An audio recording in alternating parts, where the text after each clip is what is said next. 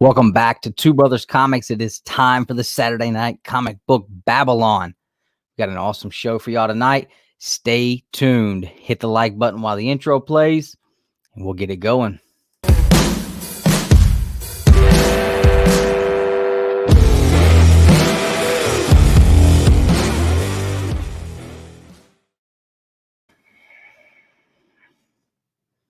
Kind of quiet around here, right? I know.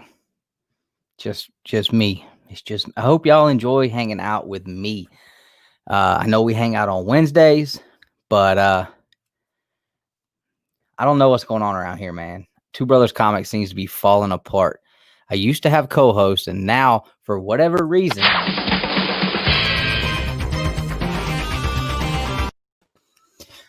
somebody showed up. At least somebody showed up. I mean, and I think if I had to pick, this would obviously be the choice to have as a co-host. I think the chat would agree as well. So I'm glad you could show up, Justin. I appreciate it, man. Well, you know, it was either this or sleep. Yeah. Yeah, and I mean, this seems like I've made a poor decision. Anyway. Well, your absences have been affecting your check too. So, I mean, you know, that probably has like decreased your amount of toy buys by like 1 6-inch figure from the Dollar General. But I mean, you guys pay me in American cash? I thought it was for store credit to the official Two Brothers gift shop. You know what? That's not a bad idea either. Maybe we should change that over because we get a better discount there. I can get a paperweight or there a letter. Go. Two Brothers letter opener. There you go.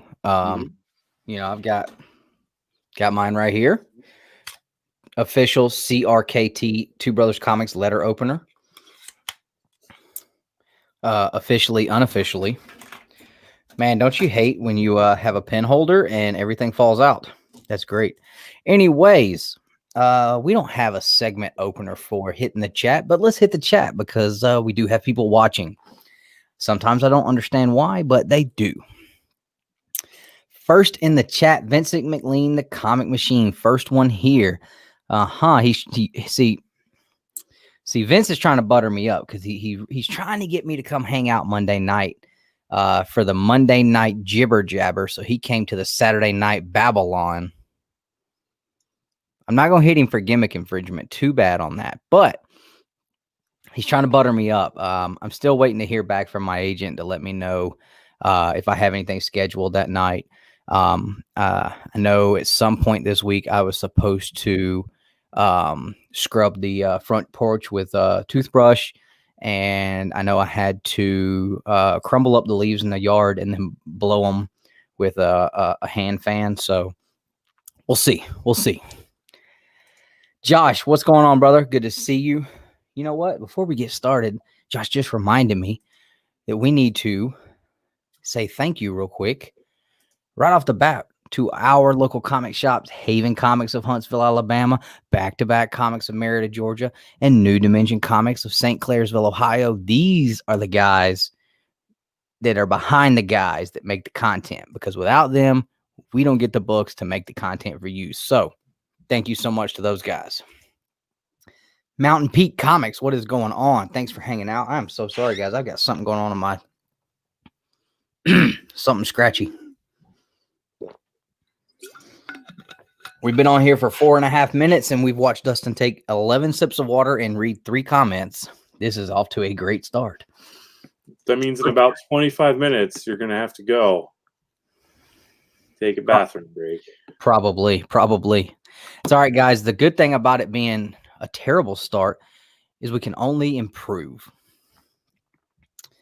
So we'll see. What's up, Corey? Hanging out. We had a good time hanging out with him and Austin LeMay backstage. Yes, please, if you haven't already, let's check the thumbs ups. Let's check and see how many y'all are slacking. We got 14 watching. We got 12 thumbs ups. One of them's me. So just saying. Let's see. Dan, what's going on, man? How are you doing? We are doing great here and hope you are as well. My man Ryan, what is up, man? Good to see you hanging out. We got a lot of members hanging out. Ryan, we got Jason, the Southern Comic Geek. He's got that awesome giveaway going on right now. I mean, I'm getting the New Mutants 98. I think at this point he's just kind of patronizing everyone else, which I can understand, but I can't wait to get it. Yes, sir. Right on. Sleep is overrated. You know what I'm saying? Jared, we got a celebrity sighting in the chat. Hold tight, Jared, till we get through showing. Wait till we get to show what we picked up this week, man. I got something I've been so excited about. A letter with a letter opener. Maybe we could get letter openers with a Justin Birch official word balloon on it, where he letters his own name into the letter balloon. I think that could, patent pending. Where's Nick? Where is Nick? I don't know. I'm about to change the name. Tell you that much. I'm about to change the name out here. There we go. Right on. Mop the rugs. Dude, I haven't mopped the rugs in forever. And I tell you what, as aggravating as that is, you know, I didn't watch the weather last week and it rained one day and I forgot to bring the grass in. That was a disaster. What's up, dude? Junior Ryan. Not sure if this is the first time you've commented, but if this is your first time watching and commenting, thanks for hanging out. Hope you enjoy the show. Aggressively relaxing. What is going on? Hope you're having a good night. Flash by night, another member. What's up? I'm saying let's have another check. 20 watch. Oh, we got 19 watching and 16 thumbs up. So we're getting there. Let's see. 3D printed himself into a box. Who knows, man? I'll tell you what's going to happen. We're going to be having a great show. Me and Justin are going to be getting along. We're going to be, just hitting our stride. And then Nick's going to pop in here and screw everything up. Me and Justin we'll get pitted against each other. And the whole thing is just going to be ruined. But we'll see. I really hope that happens now. Legion, what is up, man? Hope you're having a good night, man. I appreciate you getting a couple of those mystery boxes off of me, as well as Corey. Do you have beans and the little bean? Appreciate both of you guys. Okay, right on, man. So appreciate you watching, man. Absolutely, right on. Just south of us, right on, man. Good to see another Georgia boy hanging out. Yes. It is a party now. Ruben is here. Thanks for hanging out, Ruben. I won't say I'm a little disappointed that Bert got you on before we did, but it's all good, man. It was cool to see you and see that, like, put a face to the name, man. That was really cool. So thanks for hanging out, man. Always a big supporter, not just of us, but everybody. So that's awesome. Southern Comic Geek. So he blames us now because he went and bought something at the BBTS. Make sure you delete that search history, man. You don't want your wife catching you on the BBTS, man. I'm telling you right now, I have gotten in a lot of trouble sitting up here in the comic book room late at night scrolling through the BBTS. It'll get you hooked. It's even worse when you do it while she's asleep next to you. Yeah. You know, try to sneak off on your lunch break at work and be scrolling through there, checking to see if something. Yeah, it's rough, man. It's rough. Oh, I'm so glad Nick's not here. I hope he's watching and cringing right now is what I hope. I really hope. Let's see. I'm with you, dude. I'm with you. Everybody knows my feelings on mystery boxes. And for someone who doesn't like to buy mystery boxes, when that person is making them, it is even worse. It is absolutely had me so stressed out trying to make sure that I did it right. So, but like I said, I had a bunch of people say that they thought that was, something that they would have enjoyed having me do. So that's the route I went. I was running out of big things to sell anyway, so I did sell a bunch of really big books recently, and it still hasn't left my mind, and my feelings are still a little hurt. But when you're getting a Turtles #1, you know, as soon as that is right here, just sitting right here, I do believe all those feelings will go away. And I'm gonna buy every one of those books back next year. I already told my wife I'm buying every one of these books that I just sold. Next year, I will buy every one of them, possibly in better grade too. So who knows? But right now, I'm on a one-track mind. Let's see here. Oh, got a McFarlane Toys Bloodshot. So your first purchase was a McFarlane. I'm terribly sorry that you made that purchase, sir. Do not try to move the head. Just saying. Don't touch the head. And hopefully it doesn't fall off pulling it out of the package like mine did. But I digress. Enough Todd McFarlane hating here. I don't hate Todd McFarlane. I'm just not a fan of the Mortal Kombat toys that I wanted to love so much, and I'm not allowed to love them because, well, they fell apart. Corey is not aware of the BBTS. I'm not in Huntsville, man. I'm not in Huntsville. I might get Nick. See, I wanted to come in and pick it up myself. I don't know how long it'll be before I get back to Huntsville, though. Nick's coming down this week, so I might see if Nick can swing by and grab it. I don't know. But I do have some more to send you. Man. There you go. That's what it is. Oh, he just sent him the link. Oh, no. So, all right, guys. Well, we appreciate everybody hanging out. We hope you guys have had a great week. Hope everybody got to get out to the comic shops this week. It was a pretty good week, man. I had a bigger week than I would have wanted to, but next week, well, I would say next week slim pickings, but next week is local comic shop day books. And oh boy, those are not cheap. They are at least $4.99 to $6.99 a piece. I ordered multiples. I ordered some for the bro box. I ordered some for me, and those will make up for the fact that I only had like 3 books on my pull list. So what should have been like a $20 week is probably going to be another $60 week. So yay for me. I'm telling you, man, I ripped more stuff off the pull list this week. Every time I'm above $35, I go back to my pull list and I rip something off. I've got to figure this out. I was shocked to see how many books come out next week. Like, I thought for sure it'd be a smaller week because it's Thanksgiving, but really, you read all those X-Men books too, though. Yeah, like, I had a really hard time finding stuff to put on the top picks.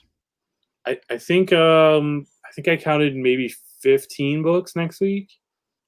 Yeah, I think I've got like 4 maybe, and I think one of those is a variant to another book I'm already getting. So I don't know. I had a hard time finding stuff off of our pull list to use for the top picks. So we'll see. It'll be interesting. But I am going to put a segment in there for just the local comic shop day exclusives, because there's some cool ones coming out. The Something's Killing Children issue #1. They're doing a foil version of that. Ooh. They're gonna be like $5.99 a piece, I think. But I ordered a few of those, so I think I got myself 2 and 1 for the bro box, or I got myself 1 and 1 for the bro box, because I think I originally ordered 2, 1 for me, 1 for the bro box, and then I went back when it was on final order cutoff and ordered another one, thinking that I hadn't already ordered 1 for the bro box, and now I've got 3. But hey, it's all good. It's all good. More Something's Killing the Children is not a bad thing. Never a bad thing. Okay. I was not aware of that. So I'll have to look for that, man, so I can put that on the top picks. We're going to talk about Future State tonight. In the news segment, it's not going to be really much news as just a conversation on this Future State and where we all stand on it. Where we both stand on it. If Nick is able to jump in, then I'm sure he'll have something to say about it too. So we'll see. I like that, man. I like that. Okay, right on. So, yeah, I haven't heard a lot of people say they're looking forward to it, but that's cool, man. Right on. Yes, it is absolutely a dangerous site. Absolutely a dangerous site. So Southern wants to know what you think about X of Swords. So we can get into that when we start our review section. So just make yourself a note for that.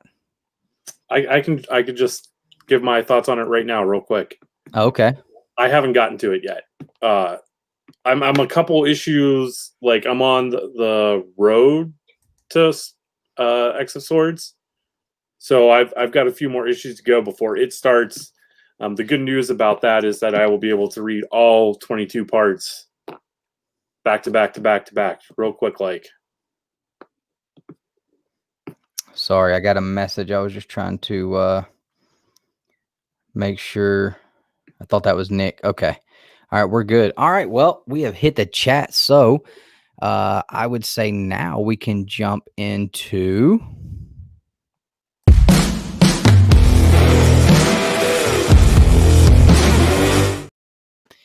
pickups this week. Let's see. Normally I would say we let our guests go first, but we don't have any of those tonight. And since I know you have an enormous pile, I'm gonna go first. That I'm only showing off books that came out this week. How big is that pile, though? Yeah. Are you? I mean, how big is the pile you picked up this week, though? I mean, it was 5 weeks worth of books. Oh my god, dude! Oh my gosh, I would have had to take out a loan for that. I bet. Yeah, I walked in and he's like, "What are you, like 2 or 3 weeks behind?" I'm like, "No, I think it's actually 5." You should have just gave him a hot toy and took your books home, huh? I'm just gonna leave this here, and you just give me the books, and I'll go home. Yeah, I probably should have. Josh says it's only 22 issues. What is wrong with you? What are you even doing with your life? I mean, for the past like 5 weeks, all I've done is work. So what's really great is like on Monday, this past Monday, like Monday and Tuesday, I just sat down after dinner and read comics all night. And it was a lot of fun. Right on. Yeah, I got my wife last night. We got the kid in bed, and I got her to make some coffee. And she's like, "It's like 9:30. Why are you wanting coffee? You're going to be going to bed soon." I was like, "Well, I'm planning on trying to sit up and read because I had like 6 books already backed up from previous weeks, plus this week's stuff." I made it through 2 books and was literally nodding off at my desk after a gigantic cup of coffee at 10 o'clock. And she's sitting over here crocheting like there's no tomorrow. And I'm like, "All right, you can stay up here as long as you want to. Just, turn the lights off and stuff. I'm going to bed." I couldn't do it. I read a couple more today, but let's see. I will go ahead and let's see. I'm going to show off a couple things, and then I will let Justin jump in. So keep my books here in my awesome BCW Storefolio. We love these things, man. We loved them before they agreed to sponsor our channel, but we love them more now. And if you love them, then you need to get them. If you haven't gotten one, there's a video on our channel where Nick showed them off and talked about them. If you've never used them, never seen them, man, they're great. They really are. And if you're a golden age tier member here, this is what the bro box comes in. So you'll get one of these. So let's see here. I've got 2 stacks. So I'm going to show one stack, and then I'll let Justin go, and then I'll show the other stack because your boy did go to Half Price Books yesterday. Ooh. Yeah. All right. So I got the second printing of Avengers 36. We have been just absolutely loving this Jason Aaron run here on Avengers. He has been killing it. This issue 36 it's kind of a hot book, man. Like I went to a shop this week and they had like 4 of them and they had them for like $15.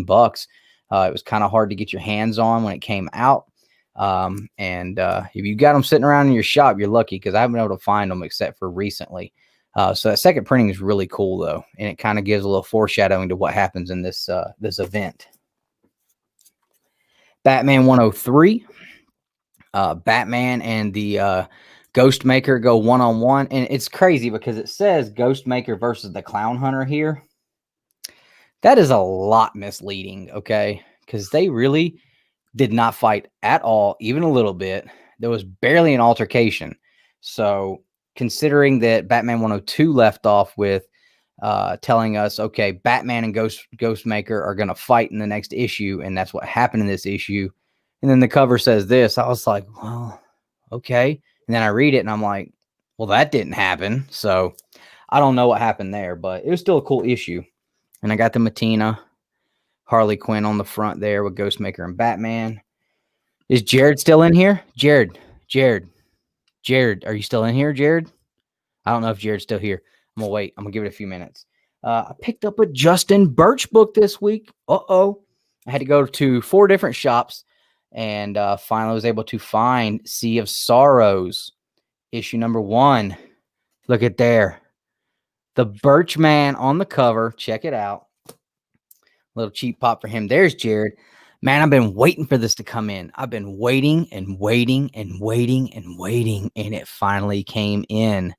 This is one of the coolest covers, man. That dry foot number 1. The second printing. Congratulations again, brother, on selling out that first print, man. That is awesome. And that is a bad Scarface homage right there. That is really, really cool. I love this cover. So thanks again for writing such an awesome book, Jared. And it's also another Birch book. So 2 Birch books this week, man. That's pretty cool. If you guys aren't on Dryfoot, man, you need to get on it. Did you get that from your shop, or did you? Okay. Yeah, so what happened is I ordered it pre-FOC. Apparently, they sent 3 copies, and they were damaged really, really bad.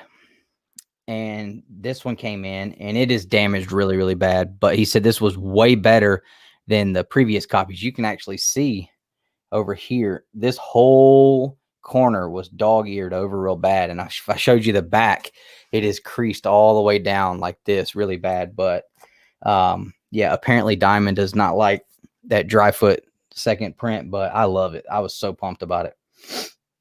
It'll go nicely with my first print and my my ash can I have, so pumped about that. I got that Stillwater issue number 3. This was really good. This is an awesome series, man. I'm really digging this series. Something's Killing the Children issue number 12. Last time it came out, I got all the covers. This time I only got one of the covers. So they did have that Peach Momoko cover. Nick says that I'm not allowed to say that I don't like Peach Momoko anymore. So I just decided to pass on it, and that was okay. Because another guy that really loves Peach Momoko, he was able to pick that one up, and I was able to pick up something else from my shop this week. So that was cool. Once and Future 13. I have not read this yet, and it is hurting my feelings. I kind of want to shut the show down right now and just read this real quick, and then we'll start back up again. We'll see. We'll see. So I got the A cover. I got the B cover, which is really, really cool.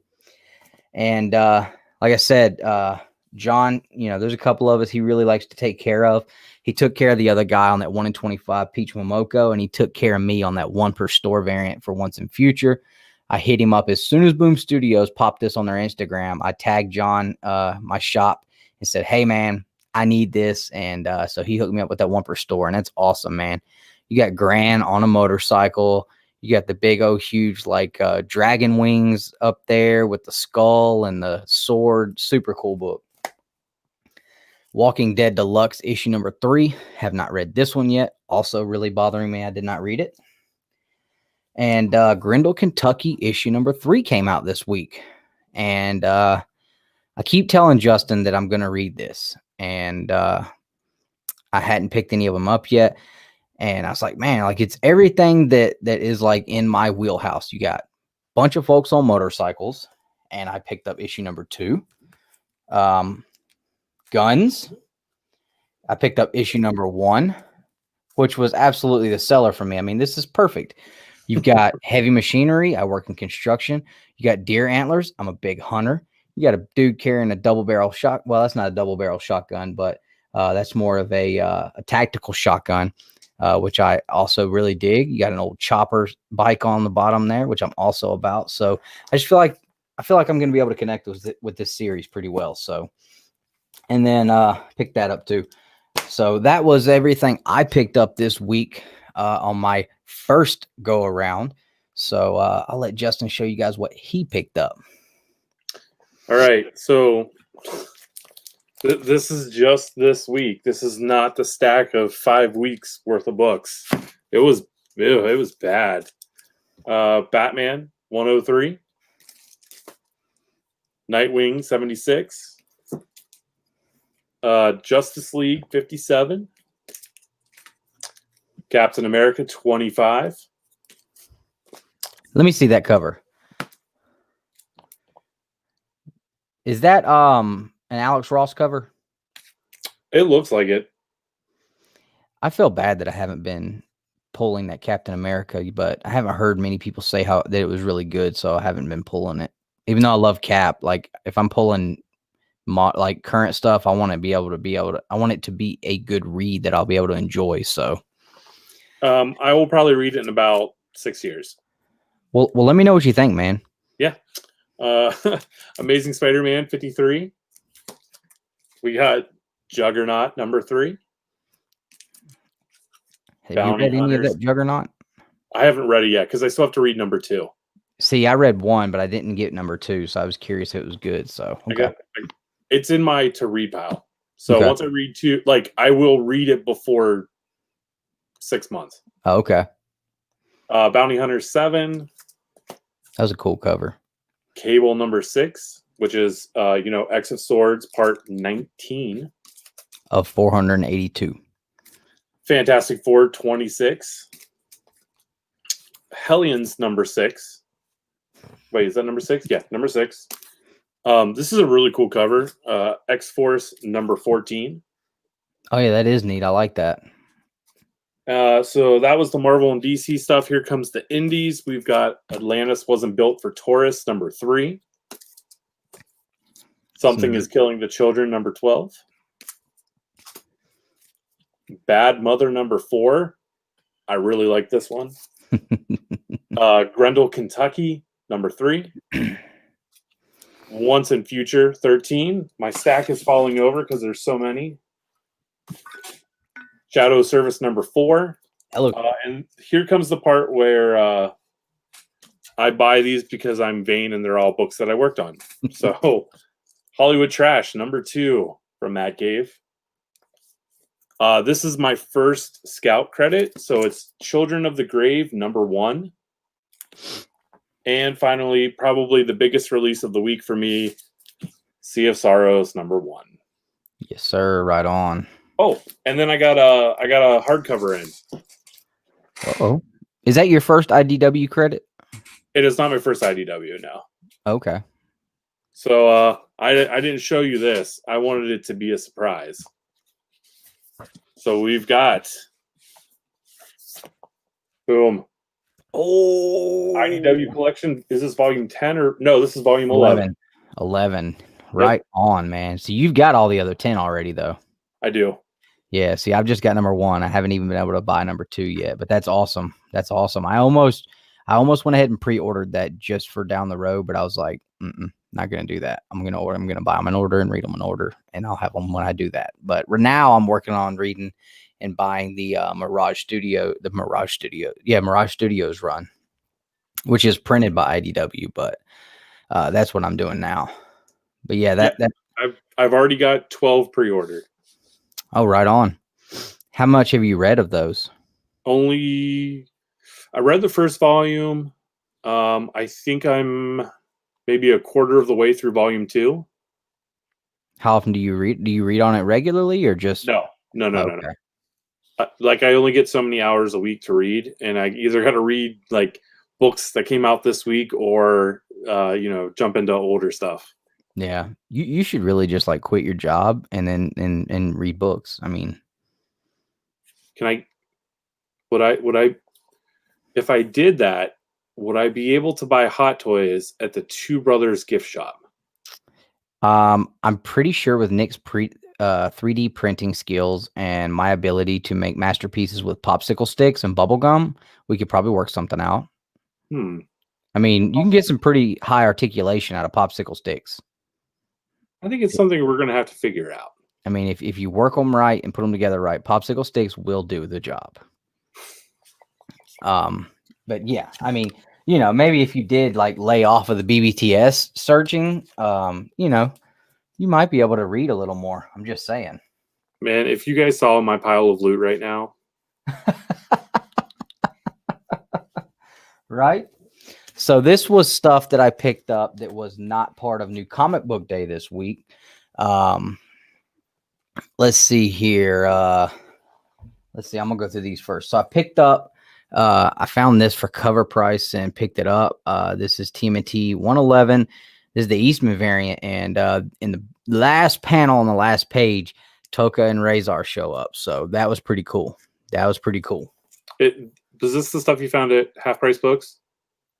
This I bought at a shop. Now the rest of this is what I got at half price. Okay. Oh, what's up, Chaos? What's going on, man? It is party time, he says. Keep working, Justin. He needs to stop doing all that. It's really taken away from the content we're able to provide here. What is BBTS? Man, that's a secret, man. It's not great.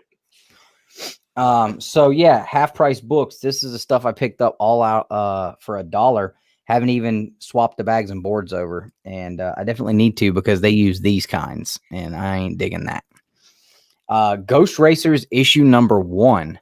I have not read this series, but I thought it looked pretty cool, so I was like, I'm going to pick that up and check it out. So they had number 1. They had issue number 2. I think it's pretty cool covers. And then issue number 3, which is also a really cool cover. So now I just got to find issue number 4, and I'll be able to read this whole series. So I don't know if it's going to be good or not.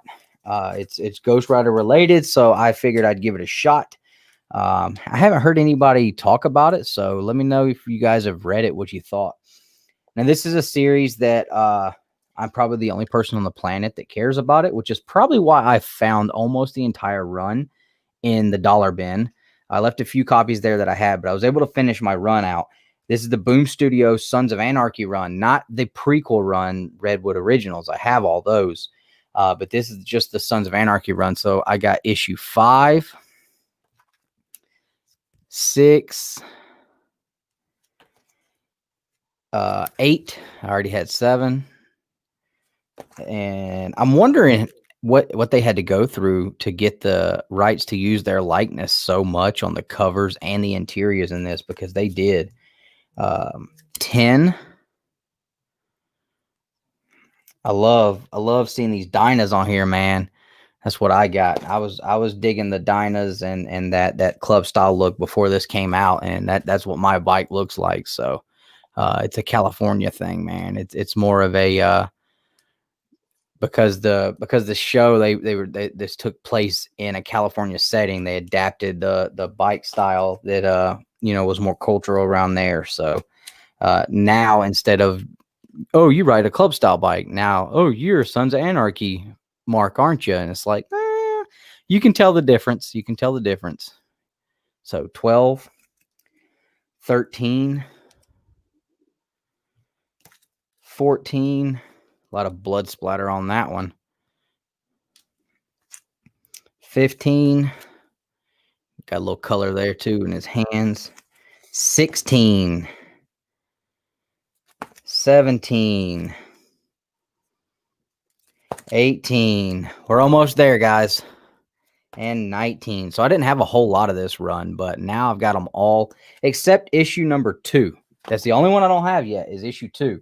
So it's like, crap, I can't even get good and started on this because I don't have issue number 2. He's supposed to be coming at some point, man. He's supposed to be coming at some point, Chaos.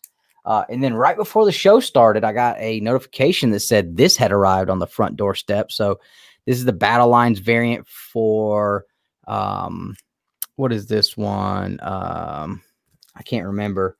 I'm thinking Cosmic Ghost Rider 4 or 6. Yeah, Cosmic Ghost Rider issue number 4. One of the Battle Lines variants. So I don't know. I've kind of gotten into these now that they're not popular and people don't care about them. Then I got an awesome AOK last night. From my dude, Sean. You guys have seen him in the chat. It says Yahweh. He hooked me up with this book, man. Just, hey, man, I got this book. Thought you'd like it. Take it home with you. Big Kirby fan. And so this is an awesome Kirby book to have, man. Kirby's Here. Forever People issue number 1.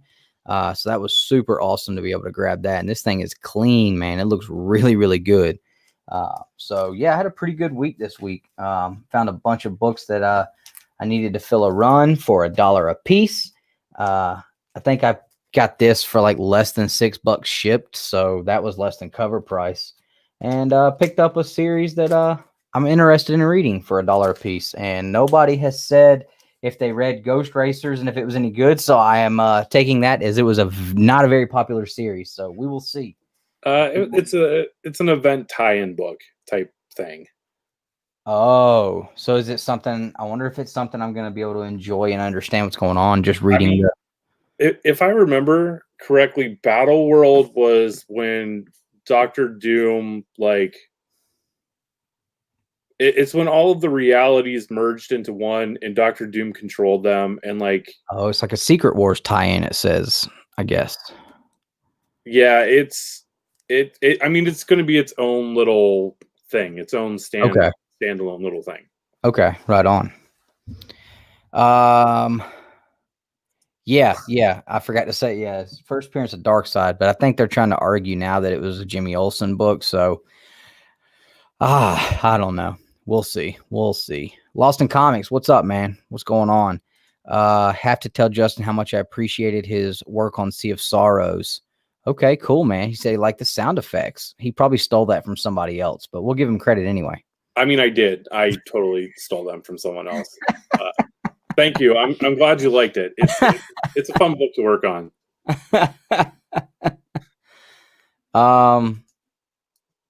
No, I mean, pretty much throughout the book, both series, I mean, like all of their likenesses are used. So I don't know.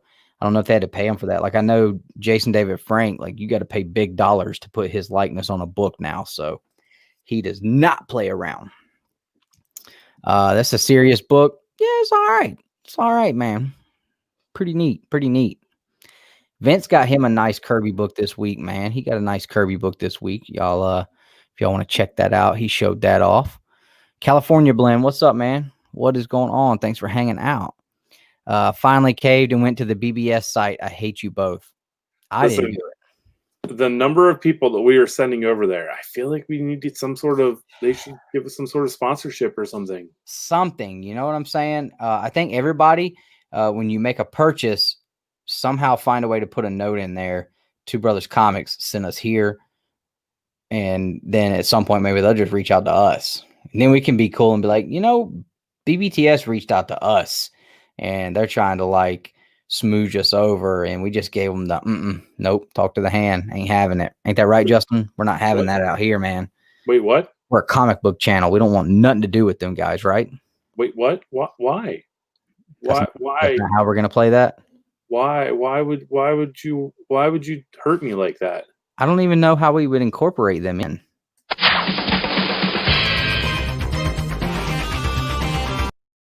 Oh, I guess that would work. Okay, I guess that would work. We just show them that and be like, we'll just show them that graphic or that intro and then just be like, right here. Oh, wait, sorry. Yeah, and that should seal the deal. That should seal the deal. Yeah, he said the same thing. Nick, what's going on, man? Good to see you hanging out. Thanks for hanging out on Saturday night. First full appearance of Darkseid. He really appeared first in Jimmy Olsen 1/3. Oh, okay. Yeah, I don't know. I just know I love Kirby, and that's Kirby. I don't care nothing about no Darkseid. It's Kirby. It's got some bikes on it. So it was cool for me. It was cool for me. Let's see here.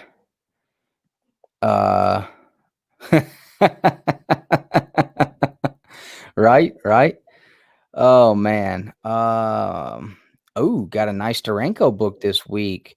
Awesome Cap holding the shield over his head. Yeah, I got that one too. Signed by Steranko. I also got 110 signed by Steranko, so that was pretty cool. Make sure you're on the correct BBTS site first. Yes, please make sure you're on the right site before you start dropping comments telling them that we sent you there. What's going on, Kev? Thanks for hanging out, man. Kev's got that oh, that's the Venom. That's not even the Thor one. Yeah, so he's got that Venom diner picture going there for the Avatar. That's awesome, dude. I don't know if I've noticed that before. Second Street Marvel, what's going on? Thanks for hanging out on Saturday night. Let's see. I'm trying to make sure. Let's see. All right, I think we're good here. So, man, Nick is still not here yet. He must be having a good time out there, man. He must be having a good time over there. So we've done our pickups. Now it's time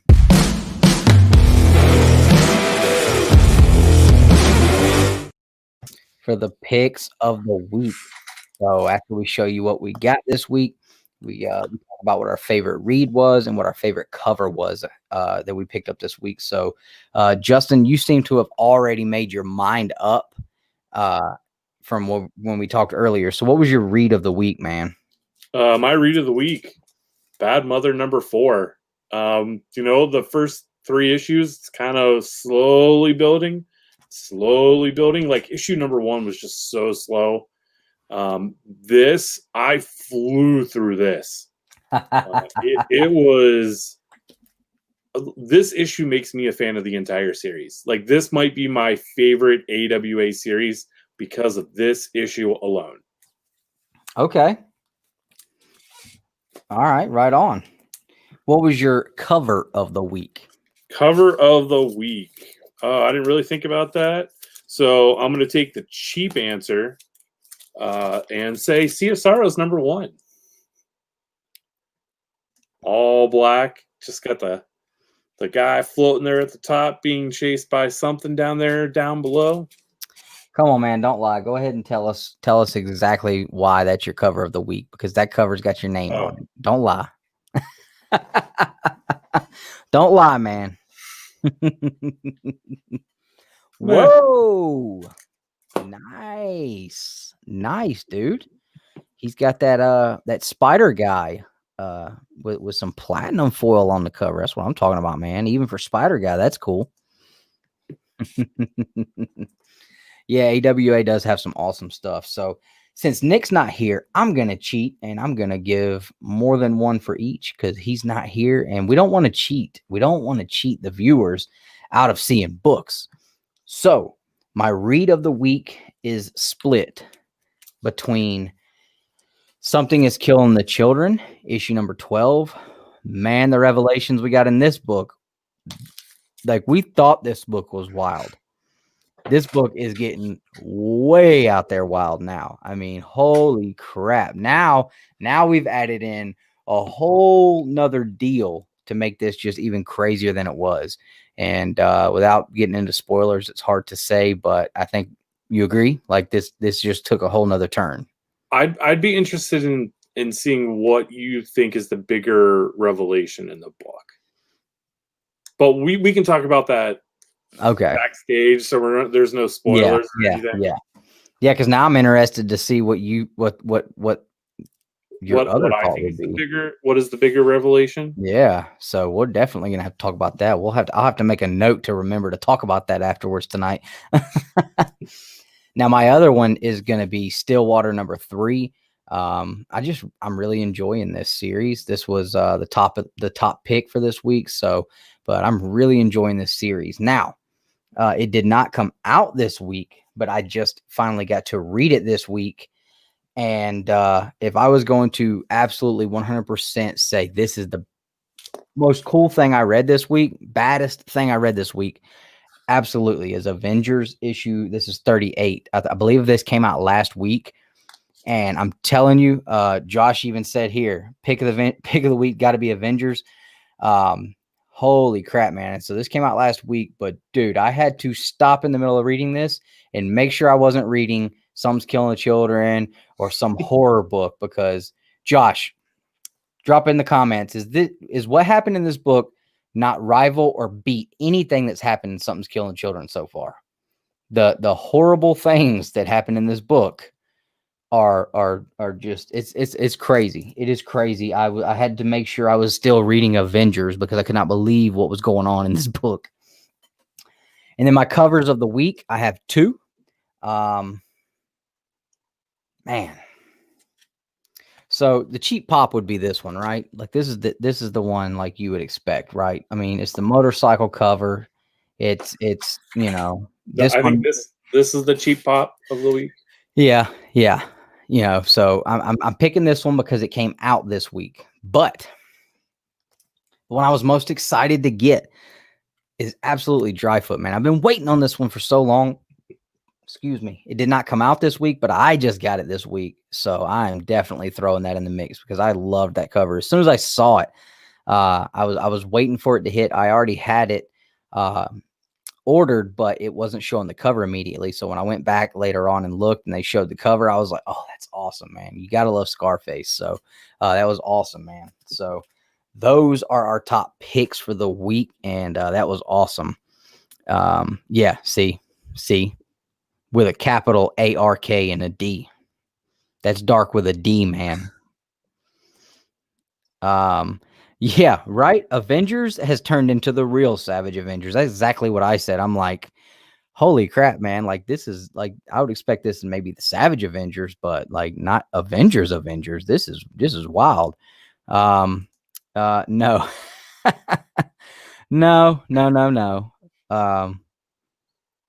I'm not going to spoil it. I'm not going to spoil it because Justin hasn't read it yet. And I have literally been speaking about this since about 20 minutes before our members only stream started. All right, fine. I'll be right back. I'll just go read it right now. Oh, yeah. Have you read up to that point yet? Well, you read. Oh, he's gone. He's out. All right. Oh, somebody said they're going to send Justin a free hot. Oh, there he is. I just read it. No, I'm kidding. I didn't read that fast. I know you read a bunch of them at one time, so I didn't know how far you had made it up.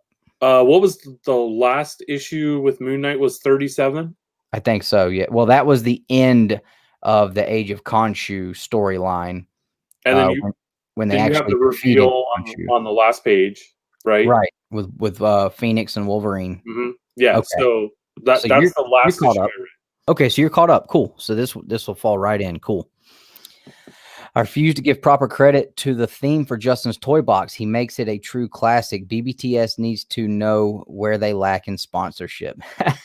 Appreciate that, man. Appreciate that. Look ahead to the Avengers in 1,000 years. Yeah, I know, right? Absolutely.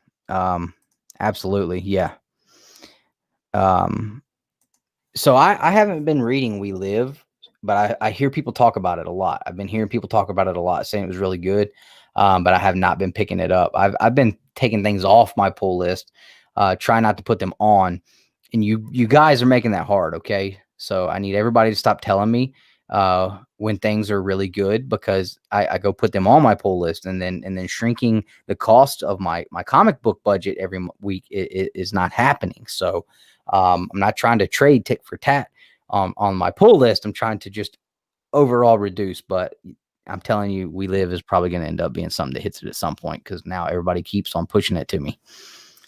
Yeah. Just like you guys peer pressured me into going back and getting that Miles Morales cover. One more time, this close. I'll go right now and tell my shop, hey, let me get the We Live right now. Warlord, what's going on, man? Panda, what is up, brother? Man, Panda had a great week this week. I don't even want to be his friend no more. I don't even like Panda no more, man. He hurt my whole feelings this week, but I was so proud for him on those grades he pulled for those books. Definitely had a good week this week. See, even Ruben's like, absolutely. Avengers, just wild. It was wild. So yeah, that was awesome, man. Let's see. We've talked about what we picked up. We've talked about our picks of the week. Let's do. Hold on, Nick usually does this part, so I'm searching.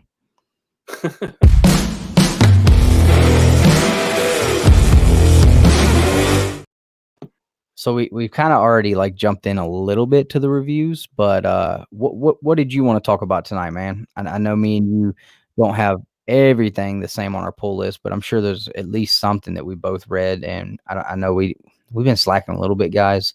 All three of us have been like super busy lately, so we're trying to put the show together as we go right now. The only thing that we both read was Something is Killing the Children, I think. Okay, well, I mean, you haven't read Once and Future yet. No. And you haven't read Grendel yet. And I think that was I only read Once and Future, Grendel, Bad Mother, and I read Atlantis Isn't Built for Tourists, but I don't think you're reading that. No, I wanted to because we talked to those guys when we did that mainframe ComiKon, and it sounded really cool. But I have not put it on the pull list, and every time I go into a shop when it comes out, I've never seen it on the shelves. So I don't think I'm pulling anything from Scout though. That might be the only Scout book I'm getting. Well, that and the one that you're doing that you picked Oh yeah, up. that one too. But that doesn't count. Yeah, because that one's probably just going to be in a frame on the wall with all the other ones. Yeah. You guys can't see it, but he's got a shrine directly across from him behind his computer. Every book he's ever done, and they're all in those BCW nice frames that we showed off. Like, yeah, it looks nice, man. It looks nice. Yeah, I actually have them the way they're laid out. It's on the wall. It's giving me a thumbs up. Oh, that's cool. That is cool. I was thinking you were going to say like they were in the shape of your favorite word balloon, maybe one that you created and patented yourself. But yeah, is it called a word bubble or a word balloon? So it depends on who you ask. Like the technical term is balloon. If you say bubble to a letterer, like I'm supposed to get super offended and correct you, but why? We're both talking about the same thing. Why does it matter? Now, is there a difference if it is a speaking balloon or a thought balloon, or what if it's a square? I mean, is there differences there? And like what it's called? Yeah. Yeah. Okay, cool. Well, same thing. Okay. But we're all talking about the same thing. We all know what we're talking about. Exactly. Right on. I'm glad it's the first time he's ever agreed that I know what I'm talking about, guys. See what happens when Nick's not here? See what happens? No, I did not say that. I did not say that. All right. Well, whatever then. So let's do a little bit of talk on this Something's Killing the Children then. Obviously, it's one of the favorites here at Two Brothers Comics amongst the three of us, and deservingly so. I mean, I don't know anybody that has read Something's Killing the Children that doesn't like it. That just said, nah, that book sucks. Like I've never heard somebody say it. And there's a reason for that. This book has, now I will say when it first came out, when we were like issues 1 through 5, maybe 6, I would kind of be on the fence back and forth every time it came out when I first started reading it, because it would seem kind of slow. But then by the end of the issue, I'm like, God, this is so good.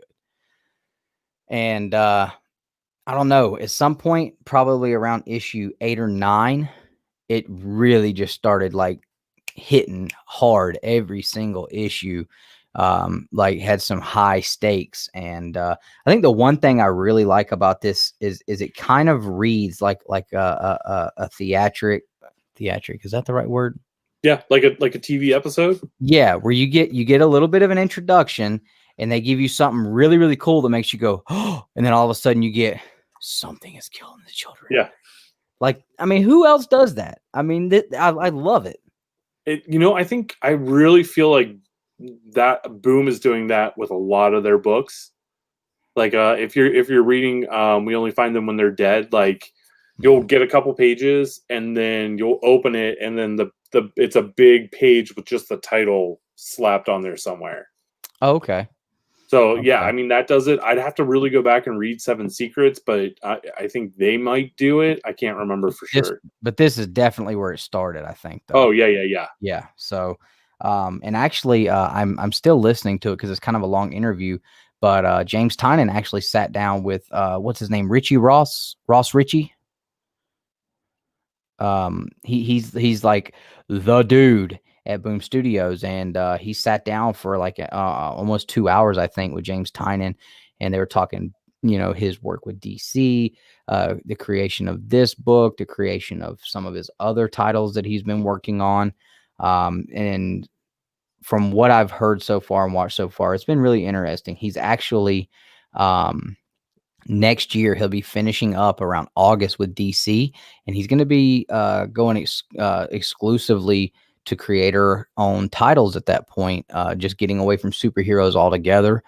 So I'm really interested to see where he goes with that, and it makes sense. And we'll talk about it a little later when we get into the future state stuff. But I'm sad to see him go on Batman, but they're getting rid of that anyway. So good for him. Yeah, absolutely, man. Absolutely.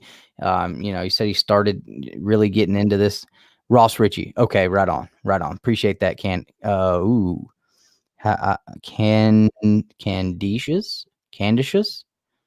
Oh, I'm gonna be in trouble on that one. Can you help me? I don't know how to say that name. I'm so sorry if I ruined your name, but thank you so much for hanging out and watching, and for correcting me on the Ross Ritchie. But yeah, so this title here, this issue was really cool, man. We got some new revelations here. We're definitely diving in a little deeper on where we left off in issue 11 too. We saw the first appearance of the dragon in issue number 11. Did I just say that? Issue number 11 automatically $300 book. It's gonna be on Key Collector in 8 minutes. Watch. I'm just kidding. But yeah, issue 11, we got the first appearance of that.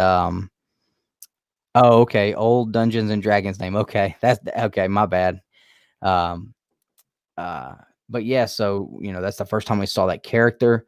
And I think that even in issue number 11, man, there was a lot that was, revealed there, where it looks like that, that it's definitely a bigger world than we assumed in the beginning. This seems to be more like a corporation with different branches all over the place and different heads of those branches. And Erica Slaughter is a very small piece of a very big puzzle, it would seem. So that was exciting to see. But I'm telling you guys, if you haven't read this one and you've been on this series, holy crap, when you find out some stuff about some things, and man, when you find out some stuff about some things in this, man, you're going to be like, whoa, he was right, man. That stuff about those things was pretty cool. Now, what did you think about it? Because I know you were thinking about some other things possibly different from what I was. I really like the overall potential that they have if they want to go into like a whole House of Slaughter type like spinoff. Oh, that would be like awesome. I really want to know that backstory and that history and see other members of the House of Slaughter and what their experiences were. I want to get more backstory for Erica. I want to know exactly. I mean, like, it's been shown a little bit. It's been hinted at before as to the incident that has brought her into this organization, but I want a more in-depth, focused story about that. Yeah, and I've talked about that. I don't know if I've talked about it here, but I know I talked about that with Ryan over on Steve's show on Thursday one time. Me and Ryan were the only. I think Panda's reading it too, so it may have been all three of us, but I know Steve wasn't reading it at the time. But we were talking about that, and I was talking about we were actually talking about whether or not this book had the legs to do a good TV series. And I'm like, yeah, absolutely. Like, I think that, like, for a long time there, I was thinking this book's probably only got maybe 15, maybe 20 issues in it. And after that, it's just going to get real stagnant and be the same thing over and over. But just like you said, like there is so much to explore at this point. We've gotten so little information about the main character. There's still so much meat on that bone to chew on with Erica Slaughter, just her. I mean, they could really spend 5-6 issues just on Erica Slaughter and giving us an in-depth look at her, because we don't really get a lot out of her. For her to be the main character, you know, she doesn't even really get as many speaking lines as you would expect from a main character like that. And when she does, it's always kind of like straight to the point. There's never any like super real depth into her as a character, her feelings, you know, her experiences, like you said. So we've still got all that stuff that we can still have unveiled to us in future issues. So I think this series is definitely something that the way Tynan's writing it, he's doing a great job of giving you a little bit at a time to chew on, but still keeping you interested and not giving you that whole feeling of, God almighty, he is dragging this out so long. Just tell us what's happening. Like, I don't ever get that feeling. Yeah, and he's really good about ending every issue on a cliffhanger. Yeah. Like oh my gosh, what is going to happen next? Yeah. And sometimes you don't get that in a lot of books. Yeah. I'm sorry, in a lot of different series. Yeah, and it's not even something like every time I read it, and I love that this still comes out just monthly. It's one of those books that if it came out bi-weekly, would I be mad? Yes and no. But it coming out monthly, I always kind of forget about that, the cliffhanger at the end, until it happens. And then I'm like, oh, he did it again, that bastard. But, you know, he just, I'm telling you, and we're going to get into Tynan later. This guy is I really don't think he's even got started yet. This guy's range is absolutely crazy. And he is definitely, he's smashing everything he's writing, and he's got so many things he's writing. I don't want to get into James Tynan yet. We're not going to talk about Tynan yet. But yeah, this series is absolutely bar none, probably top 3, if not top 2 that I'm reading. I mean, if I had to knock my pull list down to 3 books, this is the first one I'm going to say, all right, well, something's killing the children. What else am I going to put on here? You know, like that. It's just been that good, man. I can't stop reading it. Can't do it. You know, something to just think about is, you know, we're quickly getting towards December and the end of the year, and end of the year lists are popular. Is this book your number 1 book of the year? I guess you guys will have to wait and find out when we do our end of the year reward show like we did last year. Last year we had our end of the year Two Brothers Comics Award show, and we're going to do that again this year. Boom Studios last year got the Two Brothers Comics Publisher of the Year award. They have not picked up their award yet. We reached out, but you know, at the time I think we were like -8 subscribers, and probably 4 people saw that. But hopefully this year, you know, it'll be a better show. But yeah, I mean, this title is absolutely going to be talked about when we do our end of the year show, and we talk about, you know, the best this and that of 2020. Something's Killing Children is absolutely going to hit there, probably more than one time, man. It's got great characters, great story. I love the artwork. The covers are consistently great. And I'm just talking about the A covers. Like this is a series that could stand alone with just A covers, and nobody could say a bad thing about the covers, man. Now we do get some great variants, and I love that. Even though like you get all those crazy exclusive numbers and variants, like there's always exclusives for every issue, it seems like. But you know, just from Marvel, you know, straight off the from the press, I mean, we don't get crazy numbers. Every now and then, I think the last issue there was like 3 or 4 of them. But for the most part, man, just the A covers are good enough to leave you satisfied too. The art is always really good here. I'll tell you what I would like to see.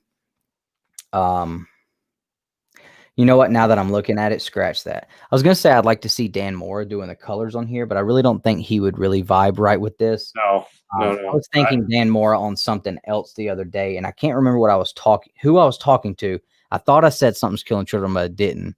I can't remember what I said I wish Dan Mora was doing the colors on, but I mean, his stuff he does in Once and Future, like there, I don't think there could be anything he could be paired up better with. The one thing I want to add to this is I'm really interested in knowing, since we're reading it in single issue format, we're waiting a month before we read it. I want to know if those cliffhangers have as big of an impact for people who read it like via trade. Yeah. Edition. You know what? That's a good point, man. And I think that definitely is something that'll make a difference. We actually talked about that with Nick because Nick hadn't been reading it for so long, and we thought that issue number 10 was it 10? It was 9 or 10 when the little girl got ripped into pieces. Yeah.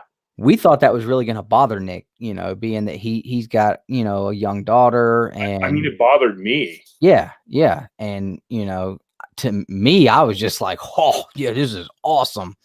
But we both talked beforehand, and we thought that would really bother Nick, and he binge read like probably the majority of the series. I know he had to read at least 5 or 6 to get to that point, and it didn't have that effect on him. But I think, like we talked about, he was reading it in, one after another. So he kind of had that mindset. He was kind of already in that mood of what's going on. And I think that gave him a little bit different effect. So, with the trade reads, yeah, it could be the same feeling there. And I don't know if it's this week or next week, but volume 2 trade paperback, I think it comes out next week for Something's Killing Children, the volume 2. And if you want it, you better grab it, man. I don't know if it's going to do like the volume 1 did, but volume 1 is out of print. It is off the shelves on eBay. I think it was going for like $30 last time I looked. Really? Yeah. Going for $30, man. So I'm telling you, man, it's an awesome story. It's super popular, and it's on track, man, to absolutely be in the makings for a great TV series. I think I would not want this be made into a movie. I don't think a movie could really do it justice. I think this is something that would need to be a series to really, really be able to do it justice. That's a hard choice, but I'm still going to go with Gran. I'm still going to go with Gran, man, because Gran is an old lady, and she don't give AF, dude, about nothing. Like, she's literally talking smack to Grendel at the same time, talking smack to these people in the old folks' home while she's about to chop this dude's arm off with a daggone chainsaw, and then telling everybody else to chill out and go to bed and stop freaking out. Let me handle this. So I'm still going to go with Gran. Got to go with Gran. But Erica Slaughter is definitely next in line for sure. And I'm actually going to pick Erica Slaughter on this one. Wow. Okay. I don't know, man. I think the monsters that Gran has to go up against are a little more rowdy than these things we're seeing here on Something's Killing Children. I feel like, yes, Gran has experienced a lot in her life, but so has Erica Slaughter, and Erica Slaughter is way younger than Gran. All right, so let me put it to you like this then, okay? If Ronda Rousey goes out and just let's see, who lays Mike Tyson out. I mean, just knocks him out cold. Like, she's a badass for that, right? Yes. Okay. Now, if Betty White walks up and knocks Mike Tyson out, who are you popping more for? This is Betty White, this feeble old lady, just knocked out Mike Tyson. That's a little more badass than Ronda Rousey doing it. Okay, but what if Betty White has help doing it? How many times have we seen Gran took Grendel out by herself, though? Did she? She did. Remember, Duncan showed up at the end with the police, and then she raised hell at Duncan. Why did you bring the police? Why are you even here? I thought it was Duncan that killed Grendel. No, he killed Grendel's mother. Oh, yeah, you're right. Sorry. Swamp. So, Yeah, so that's the way I look at it. Like yeah, it's awesome when someone like Erica does it, but you would expect it from someone like Erica. I mean, you look at Erica in these books and you're like, all right, that's a bad chick. She's carrying a sword around. She's got the mask on. She just has that look about her. She's a young assassin. Then you look at this old lady straight out the daggone old folks' home, and she just comes out slinging lead, chopping monsters' arms off with chainsaws, going dead at people, and then just talking smack to any and everybody around them for getting in her way. Nah, man, I got to go with Gran. I don't know. Can we agree that Gran is the older evolved 3 type of Erica Slaughter? I can go with that. I can go with that. Yeah, you give Erica Slaughter 64 rare candies, and she'll turn into Gran. Okay, I'm cool with that. Okay, right on. Right on. See how we do when Nick's not here? We're able to actually think things out and come to a. Now Nick would be sitting here trying to like, oh, I don't know. Oh man, let's see. Let's check this chat. I hadn't checked the chat in a minute. Sorry, guys. We got caught up in doing a talk show here. They're all letting me know that I was wrong. That Gran did in fact kill Grendel. Let's see. I need to come up with some ideas. Hey, you need to come up with some ideas for mine too, because I'm dying to get someone to do mine. But yeah, for sure. Yo, what's up, man? Big dog hanging out. What's going on, Jim? Hope you and Miss Fee are having a good Saturday. Everybody saying hey to Jim. Then we get to that. Yeah, I know Josh is with me on that. We've talked about that a lot, man. She got my vote for #1 character in comic books right now. Yeah, so Last Ronin #2, the release date is now in January. It was originally slated for December, but it is now in January. I can't remember the specific date, but I do plan on doing a video and just basically talking about Last Ronin 2, giving my thoughts on what I think is going to happen, talking about the cover and what that kind of reveals. And I'm sure I'll have the date for it announced in there too. So I'm gonna try to get that out in the next week or so, which may be hard because I know Nick's not gonna be able to edit a whole lot with Thanksgiving going on.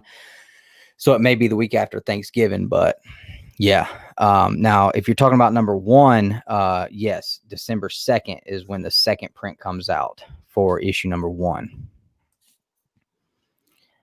Okay, now I see everybody saying January. Yep, it got pushed. No, not WWE Ronda Rousey. Come on, man. We're talking about real Ronda. All right, we're talking about real Ronda. She was out there just tearing through the UFC. Oh, this would be good. A spinoff of Gran, like a younger Gran. That would be cool. That would be cool. I don't know this Helen Mirren, but all right. Betty White was the oldest lady I could think of. Look, let me talk to you a little bit about Mike Tyson real quick, since we want to talk about Mike Tyson being an old man. Has anybody seen Mike Tyson's training videos lately where he's getting ready to go tear all through Roy Jones Jr.? Let me tell y'all right now, Roy Jones Jr. is going to die when he gets in the ring with Mike Tyson. Mike Tyson might be 51 or 52 years old right now. I still would not fight him if he had a blindfold on with 2 hands tied behind his back and somebody gave me a gun. I'm not getting in the ring with that dude. He is still a killer. He is an assassin. The man has not slowed down. He is a monster of a freaking human being. And yeah, we ain't gonna talk no crap. He is still the baddest man on the planet, bar none. Bar none. Here we go. There we go, right there. I was just saying it. Yeah. Mike Tyson in these new training videos. Dude, ain't no way. We used to say, we used to talk about it at work. We say, how much money would it take for you to take a hit from Mike Tyson? And I'm like, are you kidding me? Like, in the face? Yeah, but he's got gloves on. I don't care. I've seen him kill people almost. Apollo Creed died getting hit in the face with a glove on. What do you think Mike Tyson would do to you? You're not paying. I don't know. I would take a hit. I would take the hit. It'd have to be some serious money. I would take that hit for I don't know, 150K or more. Wait, Like, that's it? I'm trying to be like, I mean, who's going to pay you $1 million to take a hit from Mike Tyson to the face? Like, of Who's going to course pay you you'd do it for that. $150,000? I'm trying to think of like a lower end realistic number. You wouldn't take a hit from Mike Tyson in the face for 150K. No, I think I would want more. Well, you ain't as broke as me then. No, I well, okay, let's put it this way. You saw the chili I was eating on the hot dogs the other night, right? Like you saw the picture coming out the can. Hold on, I'm gonna get sick. Hold on. We eat canned chili over here, dude. Okay, 150K. Go ahead, Mike Tyson. Oh my God! But see, it's still scary because I forget the guy that Michael B. Jordan was doing Creed with, but he took a real hit from that guy. Guy put 40% on it, and Michael B. Jordan said, "Dude, I feel like I was in a car crash for 3 days," but he had to take that hit like 3 times, I think, because the first time he took it, the camera wasn't in the right spot, and he literally took that hit a couple times at 40%, and that was just from that guy. And I don't even know that guy's name. That don't mean he ain't something special, but he's not Mike Tyson. So, yeah, Mike Tyson, take a hit from Mike Tyson. I don't know, man. Like, he's not standing in front of me looking at me right now. And so I can say 150K, but if I'm standing in front of that monster and he's looking at me and he says, "All right, are you ready for this? I'm gonna knock you out real quick. $150,000. All right. What? When you get done, you're gonna be Thor. I'm gonna be. Don't make fun of Mike Tyson. Don't I'm do just it. saying, after Mike Tyson hits you, you're gonna be Thor, and I ain't talking about the one with the hammer. You're gonna be real Thor."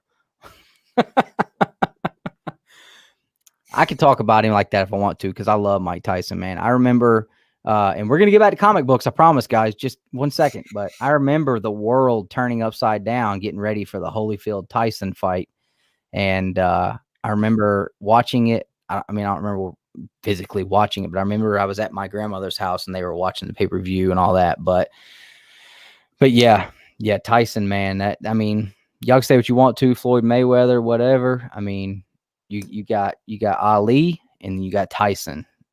And if I had to pick one in that fight, I'm probably still taking Tyson. It's probably still taking Tyson, because if he ever got a hold of Ali, I think it would be over. I mean, Mike Tyson is literally a killer. Who else has a tiger for a pet? Well, we ain't gonna get on that. All right, back to comic books, because this is about to really spin out of control. We start talking about who's got tigers. Where is Nick at? He would have a fit right now. Where is Nick? He would have a fit right now. You guys spent 20 minutes talking about Mike Tyson, and now the whole chat just wants to talk about how much money they would take for a hit. Let's hit the chat real quick, and then we're gonna move on. Stefan, as he said I could call him, because I like to say that better. What's going on, man? Appreciate you hanging out. Yeah, Tyson, them workout thing, I'm telling you, go watch them. He does look ready. And Roy Jones Jr. is absolutely going to die. He is going to die. Nobody's ever gonna and that's die. why Something's Killing the Children is our favorite read here at Two Brothers Comics. You know, the depth that they have to still dive into with Erica Slaughter. You know, it's just gonna be a great thing. So what's up, Nick? The chat's going out of control. I don't know how they got on this crazy topic, but they're all talking about how much money it would take to take a hit from Mike Tyson. Yeah, I don't know. I'm seeing. I'm trying to figure out what movie we're gonna watch tonight in the background. He said he'd take it for Strange Tales 110. What's that? Is that the first Doctor Strange? I think it is. Won't even cover the hospital bills. Who pays hospital bills, man? You just die with hospital bills on you still. Facial reconstruction. Hey, mine ain't that pretty anyway, so it's all good. And I'm married. What am I worried about? Yeah, I stopped caring about my own personal hygiene once I got married. Would take a hit from Tyson before. Yeah. Well, you know, she ain't playing either, so. Oh, let's see. Yeah. Would I take one for Tech 27? I don't really want that book that much. Just give me the money. I would 100% take a shot in the face for Tech 27. Yeah, I Have guess to I be a could sell it. mid to high grade, but I guess I could yeah. sell it because that book is sitting right now at Heritage Auction, about to sell for more than it has ever sold ever at a 7.0 grade. That's the highest graded copy that has come up in the last decade, and is about to just go for a crazy nuts price. So, I guess I would be stupid not to do Open that. Disney Plus. Is that part of the Pennyworth collection? I think so. Yeah. Okay. Yeah, because it was on one of those Hey, y'all don't let me forget. what they're called. I gotta open this. It's from Mad Cave. Okay. Ooh. Well, as soon as you're ready and set up, we can let you show off your stuff. I didn't pick anything up because I've yet to go to Josh's today. Well, when you do go to Josh's before Wednesday, when you come down here, you know what to grab. Is it paid and done for? It will be. He said to grab it, so. Oh no, I'm not transporting that. You gonna have to, because I don't know if I'll be even able to get up there before Christmas at this point. So I got a few more mystery boxes for sale. Hey, just a little cheap plug. They ain't Two Brothers Comics affiliated, but I got some little cheap mystery boxes over here. I'm trying to unload. Go towards that Turtles #1. I still got some for sale. $20 plus $8 shipping. I love the chance fact at a TMNT #1 4th print is the grand prize. So somebody's gonna get that for $20. I respect the fact that you're telling people they're not Two Brothers Comics. Oh yeah, don't hate the channel if you don't like the books. You can hate me all day. Just don't start talking smack about Two Brothers Comics. I think we're just going to go with The Mandalorian because I've not been copyright claimed. After I uploaded a video 5 times. Yeah, we talked about that earlier. Jesus, dude. Netflix is not playing. This is the best comment that we have ever had on this channel. Hey. I do have my list ready, though. Best comment ever. Josh, I missed you today, man. Josh, I did miss you. Oh, I'm not saying Roy Jones ain't good, but I've watched him training lately. I've watched Tyson training lately. One of them terrifies me. And everybody, okay, so Josh is like, hook me up with some mystery boxes. Josh, you can't buy them from him to pay for the book. Let's see how many I got over here. I have 13 left. I'll throw those. $260 later. Jesus. All right, so I don't mean to take over the show, right? Like I haven't been here, go so I'm ahead, not taking man. over. We said it was going to happen, even like at the beginning. We said this is what would happen. It's already been known. Okay, knowing that we're going to get back to comic book content. Oh no, that we would be having a great show. Me and Justin would be getting along. The chemistry would be flowing, and then you'd come in here and wreck shop. Can we just appreciate the COVID look? I got the COVID hair. I think that's literally just turned into the Nick look at this point. I mean, dude, you're not even on lockdown, so look, you really don't have a lot of excuses. No, well, technically I've been, I guess you don't even know this. So I was exposed to COVID twice. No? Yeah, twice this week. Got negative test results, but I've had to cancel like everything. That's another reason I didn't show up, Josh. I wish I would get exposed. I'll take that COVID. One time like that, we won't never see COVID again. So check this out. Here's the thing with with the COVID in a headlock. Well, no, here's the thing with my COVID exposure. It was somebody at work. They tested negative twice and positive twice. Both some rapid, some send off. We did the full blown send off tests, and like literally, guys, they tested and they scratched the back of my head. Me and my wife, we walked in. We walked in, and I told the lady up front after we've been searching for a while. I go, "Hey, I'd like to book a couple's nasal massage," and they thought it was funny, like ha ha ha. So we go to the same room together, and my wife gets hers done, and she like teared up and like gasped. I'm like, "It wasn't that bad, Sky. Get out of here," because I've already had one before back in August when I got real sick. You remember? And they do it to me, and like I literally yell out loud. She takes the thing out. And it's like really concerned, and then does the other one, and I do the same thing, and I tell you guys it hurts so bad. And we walk out, and all the people in the waiting room, they just started laughing their heads off at me. Real quick, I'm going to take over real quick. Let me show you guys. This is the best pickup of the week right here. Is it chocolate chip cookies? My goodness. Look at what my wife just brought me. Homemade from scratch pecan pie. Southern Georgia delicacy right here. Homemade crust and everything. But yeah, Josh. I'd be jealous if I liked pecan pie. Well, the fact it's that the you best. don't, I'm No, going I to don't pull like your pecans. BBTS membership. I don't like pecans. Well, she's got pumpkin pie down there. She's got sweet potato pie down there. All kinds of stuff going on. So, But yeah, Josh, that's another reason I didn't show up. Is just I'm trying to give it enough time, and I know your wife's concerned about it, so I'm trying to just be a good person. But everything's negative, no symptoms, like zero. I still think I had it back in August. But anyway, so Mad Cave Studios sent over our Bro Box, what they want to donate for the Bro Box. So again, we truly appreciate those guys. Definitely check them out. So thank you to Mad Cave Studios for sponsoring oh yeah, the Bro Box. And you can still join the gold tier. And I believe we're drawing next week is actually when we should be drawing. So as long as everything goes to plan next weekend, we should be drawing. yeah. As long as there's still a show. While you get that ready to show off, when you get done showing that, I'll show the other stuff I have for the Bro Box too. Okay. And then, but anyway, so I was going to open it, and I was like, man, look at this packaging, Justin. That's nice. I like it. It's very Mad Cave. Do they send your comps in this nice a package? No, I got them in a Gemini. That's right. You suck. I'm just kidding. But no, seriously, like this is beautiful. So I told, what's his name? Frank. I told Frank, I said, Frank, I'm going to open it up live because this deserves a live unboxing. So, did he show off his book that he was mad I ruined? Yes, he did. Good. The Forever People? Yeah. Good. So, are you putting all of these books in this?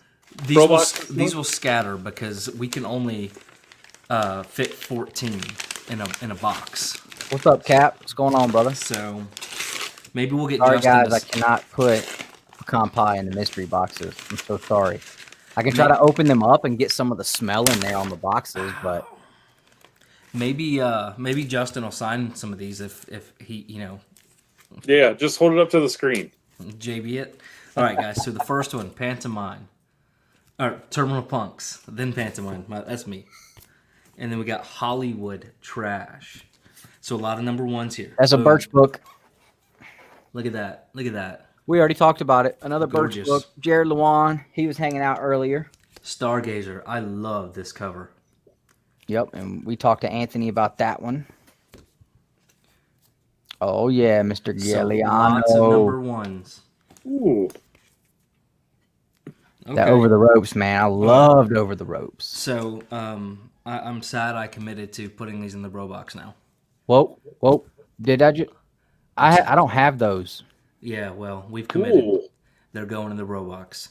I don't have any Woven Hearts, and I want some Woven Hearts though. That was RV9, wasn't it? I think so. This is one. Justin's like, I want one. Oh, that's a Shows in. variant though. It might be, yeah. Oh my gosh. It is. I put a signed copy in one of the mystery I'm gonna boxes have to- that I'm shows gonna in have number to- one. I'm going to have to message Mr. Frank and say, Frank, can you hook me up? Or I guess I Yeah. can still buy them. Look at these. Hook Man. us up. There's multiple people here on this channel. Thank you very much. Look, guys, this right here is the best read. Honor and Curse, and issue number 7 comes out. And, like, I'm not saying this. Let me be clear about something. Like, I'm not saying this in any way, shape, or form because Mad Cave is partnered with us on things. Honor and Curse Fantastic. is absolutely fantastic. Hold on. Absolutely fantastic. It's so good. It's so good. I love this You book. don't say. I mean, dude, this one, another really good one. I know Dylan really loved that Knights of the Golden This Sun. one is one that I think went under the radar for Mad Cave. I do like it a lot. Very interesting, very, very dark, but I do love it. But I'm telling you guys, I freaking love this story. And because of this story, a certain somebody's making my top 10 tonight. Battle Cats. Another phenomenal. I knew he would be on your top 10 too. Now, I mean, we don't have to talk too much about We're kinda not. like the rules We yet. already almost did. So But seriously, like freaking Honor and Curse, that's my book. That is my favorite story. And in no way, shape, or form is that me being biased. yeah, because we've been talking about that book since like way back. Yes. This one's coming back out too. Very interesting, very, very awesome storyline. I think Josh liked this a lot. Yeah, Yeah, I remember Dylan talking about that December? one heavily. Yeah, December 2nd? Yep. Or Does that even sound right? Something like that, I think. 2nd or 7th. It's on our YouTube community page, all their new releases coming out. So this is the other stuff we have so far for the Bro Box. Oh, guys, I did pick up Star Wars #1 and 42, but you can see that inside the video I posted Friday. More Space Wars, whatever. So, got some #1s to go in the Bro Box. Crossover. Maybe 2 copies of crossover. The Legacy cover for Power Rangers #1. A cover for Mighty Morphin #1. I have that Spawn 311 Chadwick Boseman tribute. Yeah. We have the A cover for Seven Secrets Nick has the variant for Seven Secrets #4. This We're gonna is swap. this is the A cover for him. And the big one, the one that makes this box worth it, man. Cover A, Last Ronin #1, man. I got And that. all you have to do is join the gold tier, and we're gonna draw for that. Yep. So And it comes in a. Yeah. I already talked. We talked about it. Comes in one of those nice BCW store folios, like the one I showed off earlier in the show. I see some people asking.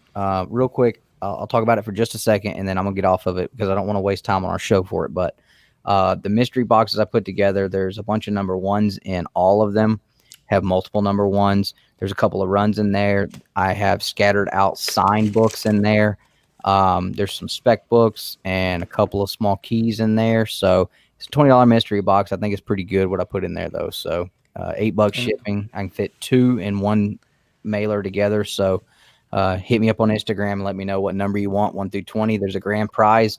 Teenage Mutant Ninja Turtles issue #1, 4th printing. So Josh, dude kept ignoring all of my American flags because I guess he is Canadian, and he kept asking like he has like this Canadian pop quit question or something. That's like a special thing, and so I just kept putting American flags in, and he just kept ignoring my American flags. But the guy on there that had as a guest, dude, he was cracking me up. He was so freaking funny. And then I won a question to get a $25 gift certificate to Haven. And the dude, man, he was struggling on some of the questions. I was like, no, just give him the gift card. this is no bueno. Yeah, we'll have to figure that out, huh? Yeah. We'll just fold it. In half. We'll do it like Whack does. Yeah. If you fold it, it'll fit. So that'll be fine. We'll do that.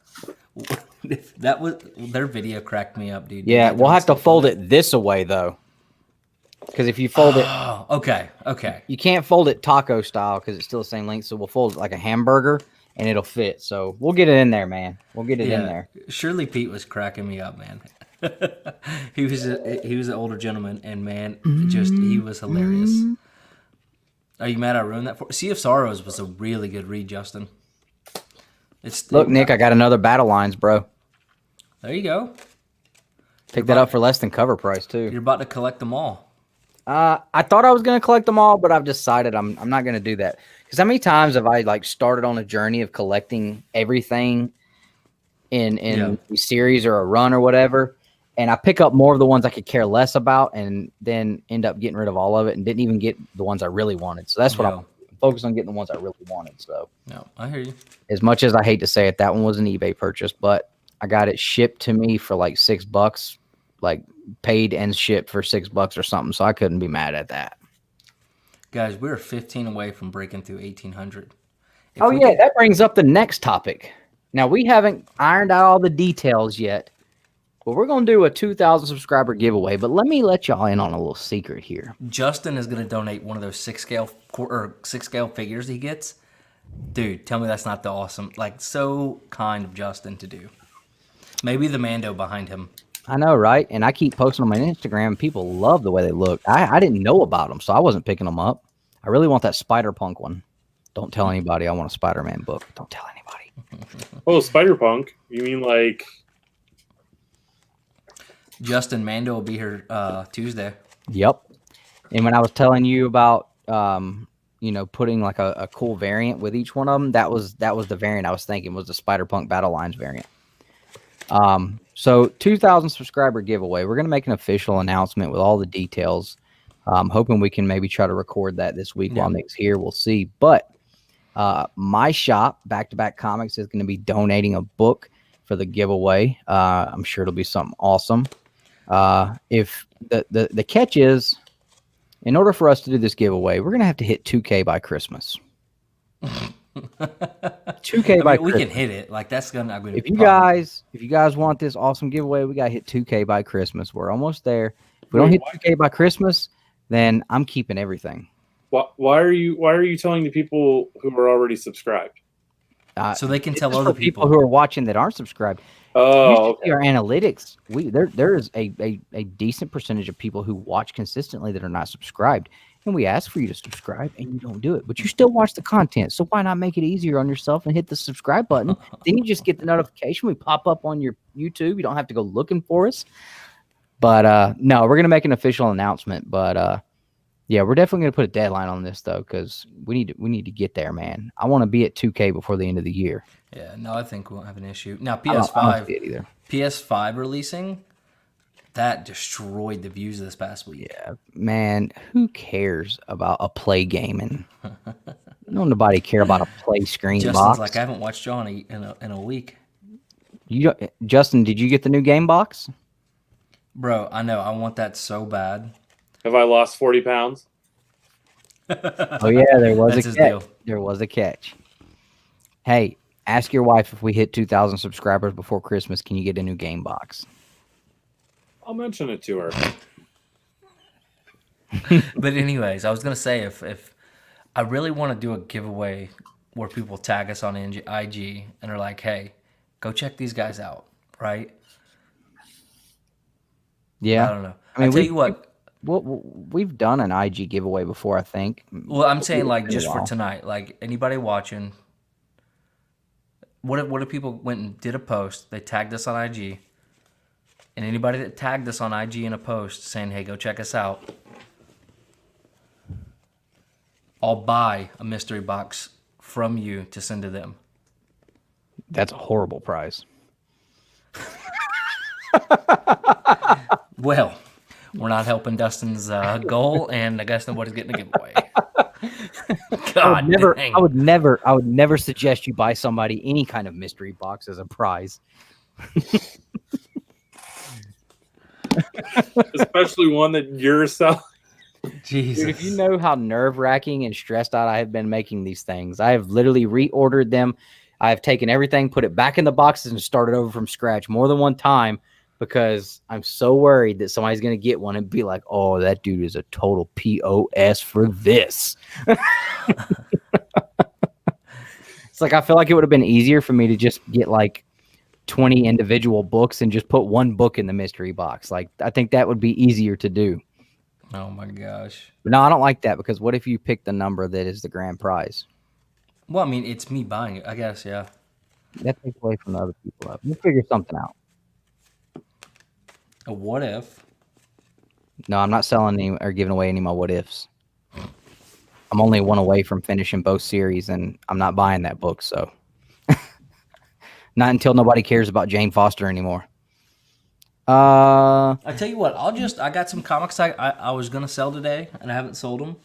So I'll tell you what, I'll do a comic book showcase. All right, this is what we'll do. Go tag us on IG right now. Encourage people to come watch. Or a post. It doesn't matter. Post, story, doesn't matter. As long as we see the notification, you've tagged us. Encourage people to come watch and subscribe. I'll do a random random generator later in the night at the end, and then I'll message you on IG. It's got to be done before we finish our top 10. Yeah. And you have to be in the chat to claim it. No, I'll just message you guys. No. We ain't gonna make it difficult. Just tag and leave. Tag and leave, man. I don't care. All right, real quick then. Let's give them something to screenshot real quick, okay? Everybody get a pose together. We're gonna give you guys the Edge and Christian 5-second pose, and you get your screenshot, and then you can share it. That's a great look, Justin. All right, you ready? Yeah, that was mine. Ready to go.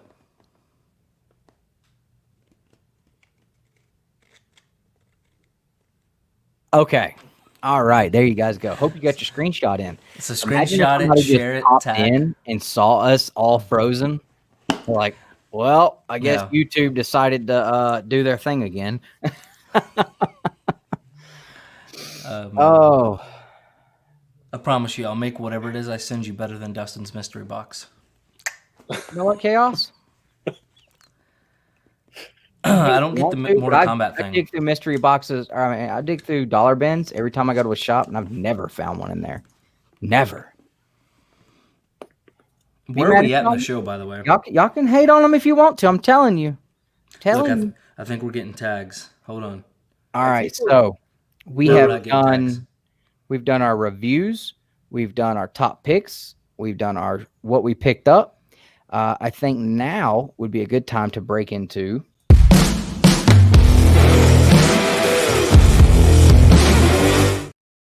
So you know what's cool about that theme music you picked there, Nick? It's a solid choice. It is, and I'll tell you somebody else that thought it was a solid choice. So I've been like super hard on Kick for watching that Hot Ones. Yep. Like I've I'm sure you've looked at our history. I mean, I've watched 1,000 of them. I've watched every single one they've ever done. Did you start with the Undertaker? So huh? Did you watch the Undertaker one?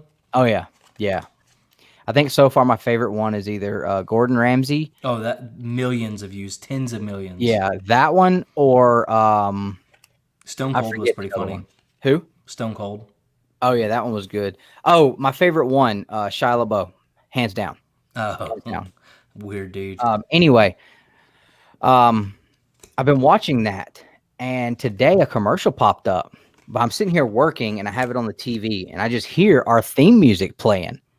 And I'm like, what? And I look up, Monster Energy Drinks is using our theme music. Like that's how hot we are right now. All right. Except for the fact that it's come from Epidemic Sound, which is a subscription based. That. Come on, man. Look. They don't need to know all our business. That's funny. Fake it till you make it. That's all we need to do. So we're gonna do the news segment, and this is exactly what we're talking about here. So I want to get in on this, Josh. I have quick update on my end. I've read through all of New 52 Batman, all of Batman Eternal, and I'm starting with Rebirth, which will lead up into where we're at currently. I must tell you guys, Snyder is a phenomenal Batman writer. James Tynion, his assist on the Batman is fantastic. Wait till you get to when he takes the helm. Well, he's done a lot of these small stories, but I know. Go ahead. He was writing some. He had a detective run. Yeah, and I'm gonna actually go back and read New 52 Detective too, and just kind of pick up from there. But I am really enjoying what Snyder has done. Court of Owls was a phenomenal storyline.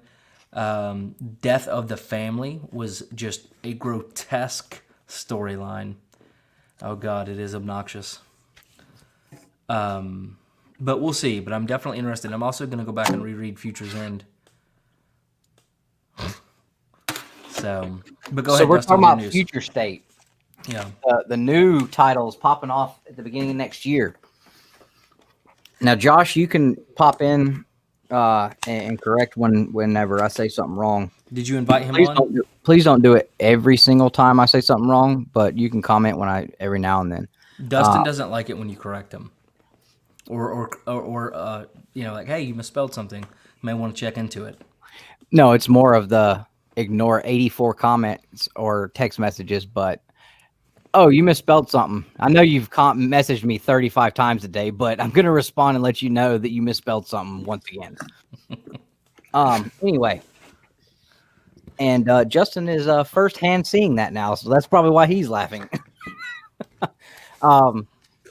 Now, Future State, that is going to take place of every single DC title going on. Like, all that's supposed to end when Future State starts, correct?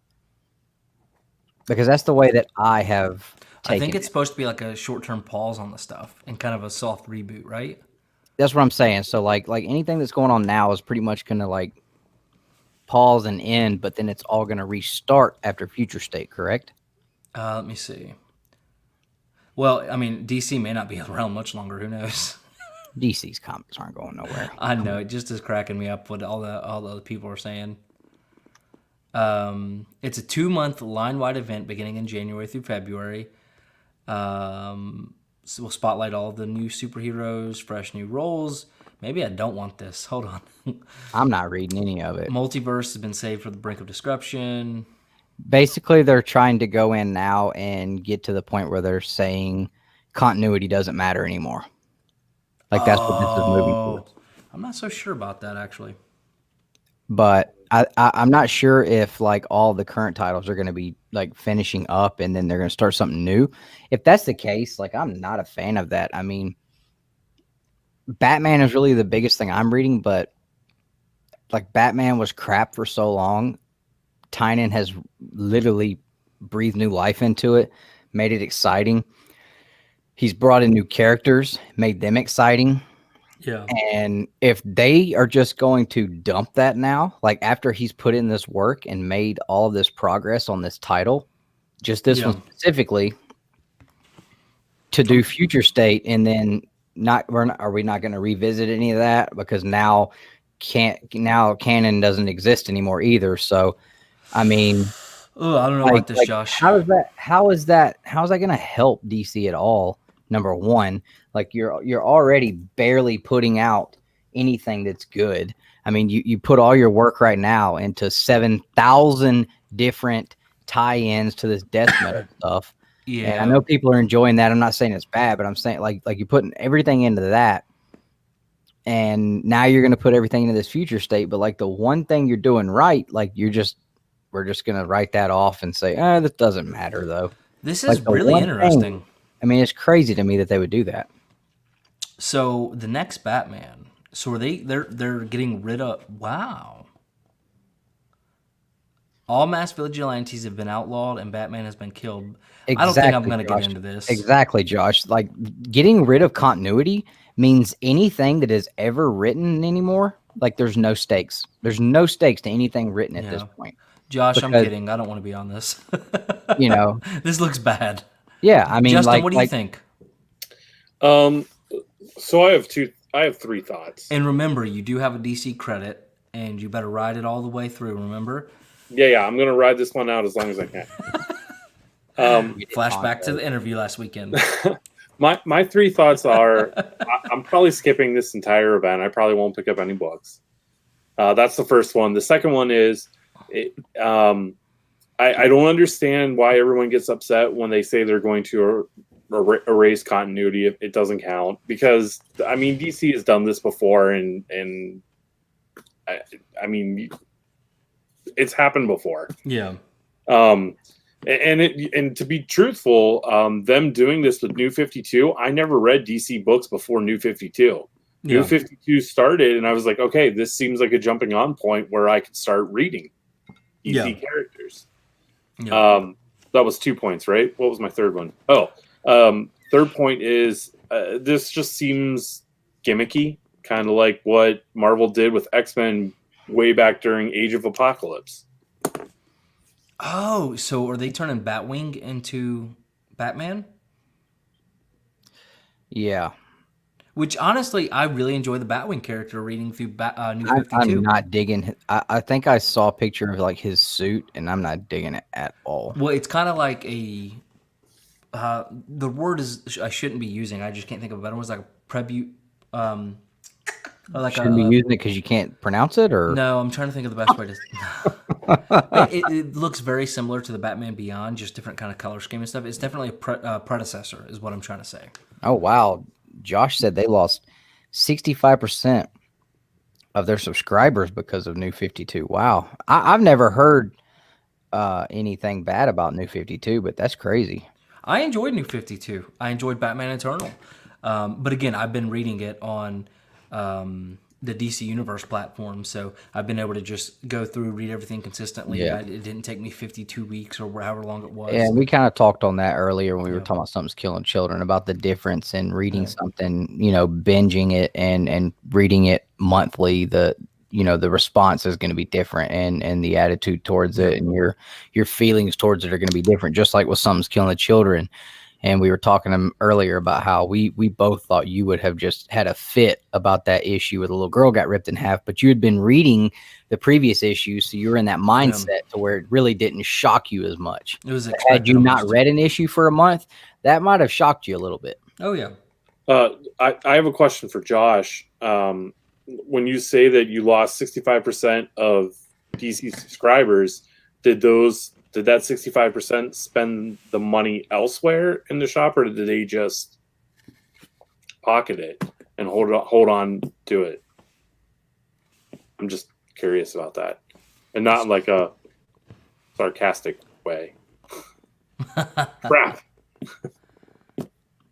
Oh, here's a good answer, and I don't think it's lag is caught up yet for him to answer it, but here's a slight answer to your question. Longtime DC fans hated New 52. Yeah. Oh, and another thing I read Hush, the Jim Lee story from back in, what was it, early 2000s.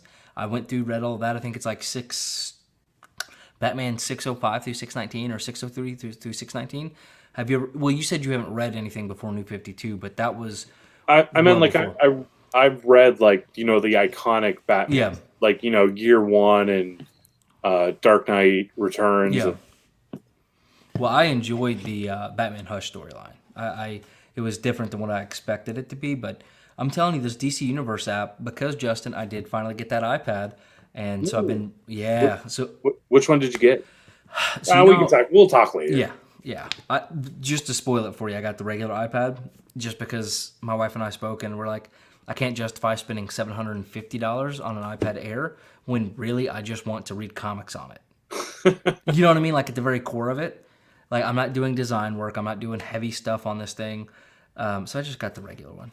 You know, I've had the iPad Pro in the past when I was traveling a lot, the big one, and that thing, I put it through the ringers. And there was like a 6-month period after I stopped traveling. I didn't do anything with it, so I sold it. I've had the iPad Minis, but I finally, I was like, you know what, this thing is perfect for reading comics. So I feel like an old guy, like an old man sitting there at night with my little iPad, just reading my comic books. But I'm telling you, man, it's been really enjoyable to do that. Awesome, Chris. I'm excited. So far, I think we got 3 people. Just tag us on IG. Be like, hey, go subscribe. Nick, have you read this issue yet? No, I've not. I told you I haven't picked up anything. This came out last week. Oh, then did I read it? Maybe I did. Hold on, what happened in it? I can't tell you because Justin hasn't read it yet, but Mephisto goes nuts, and some really dark, horrible, hideous things happen to some people. Josh, move your head, best I Joe. So I'm Nick. Yeah, okay, cool. But yes, very good Mando scene.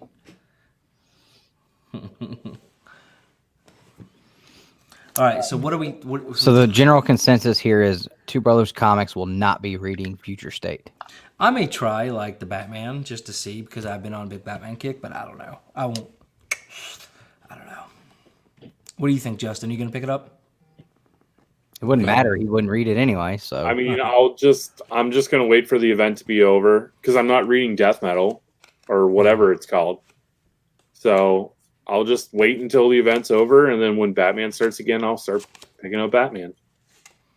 I'm excited to catch up on Batman. And then I'm going to go through, I'm going to read the Jeff Johns Green Lantern run. That's going to be the next thing. Yeah. So, yeah, I saw, so right now I have Adrian, I have the King Bean Corey. Now I've not seen Christopher's come through yet. But that's okay. Maybe it's coming. That's okay though. All right, no worries. Good Lord, Jim Mint's got a picture of him with Dark Hawk #1 on his IG feed. Freaking yeah, he was hanging out earlier. All right, so that was pretty much all the news we were going to talk about. I mean, we could sit and talk about like everything that's been going on with DC outside of that, but no need to go down that rabbit hole. Everybody already has been, and or we could talk about the fact that YouTube's about to start putting advertisements and making money off of unmonetized channels and not giving them any percentages of it, but we're not going to get into that either. Yeah, that was a big thing. I saw our new policies. Yeah. And another thing, they've started limiting anything they deem that's not advertiser friendly. If you notice any yellow dollar signs, that's saying that they're restricting our monetization on those. And it doesn't tell us what or why. Yeah, we've got a lot of those. Yeah. So no clue. It could be anything from, we said COVID, to somebody cussed and they didn't like it. Their listing is at non-advertiser friendly, and that's why a week or two ago I messaged you guys. I'm like, hey, we probably should tone it down a little bit. But at this point, it's almost like it doesn't matter. I mean, I've seen videos that have nothing wrong with them. Yeah. So, They're but it's just not. all about censoring everything now. So It's just a 50-cent loss, no big deal. screw you, YouTube. Censor that. Skeff, we're giving away. What's up, brother? What's up, man? We're giving. All you got to do. Look, all you got to do. Tag us on IG. Say, hey, go subscribe, and we're gonna do a big giveaway. A big giveaway. We're gonna random comment generator. Justin's giving away a 6 scale hot toy. I'm just kidding. Let me be clear. This Totally kidding. year. This is when I became a fan of Mando. Oh, you were just sitting here watching this. It was a good one. Let me scoot over. I don't want to get copyrighted.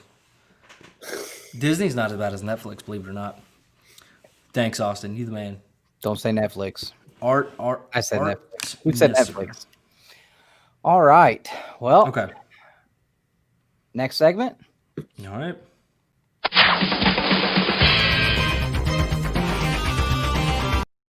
I see him looking around like, oh, I forgot. I have a segment on this show dedicated specifically for me. Ayo, there we Did go. I forget? Did don't I? know. I'm hoping not. Hoping not. If you Hey. have something, though. Art Miser, I just followed you, so I'm gonna comment. Don't let me forget. Ooh, another Space Wars. Look at Oh, that. Jesus, that's sick. Wait. Is that Qui-Gon Jinn? Qui-Gon Jim? No, I'm asking for Qui-Gon for Christmas. Look, I told my wife. Oh my God, that looks so good. Look at that. Jar Jar, so I ain't feeling it. All right, so that looks so good. I'm so excited for Mandalorian coming in, man. It comes in Tuesday, and I'm probably not going to be able to do anything with it. I'm a little worried that I have psyched you up too much for it, and you're just No. going to get it and be like, No, look, and here's the reason why. So I had the massive Venom pool coming for like $400. All right, $400 I spent. Ryan's sitting outside at a bonfire watching the show. That's awesome. So $400 I had invested in this.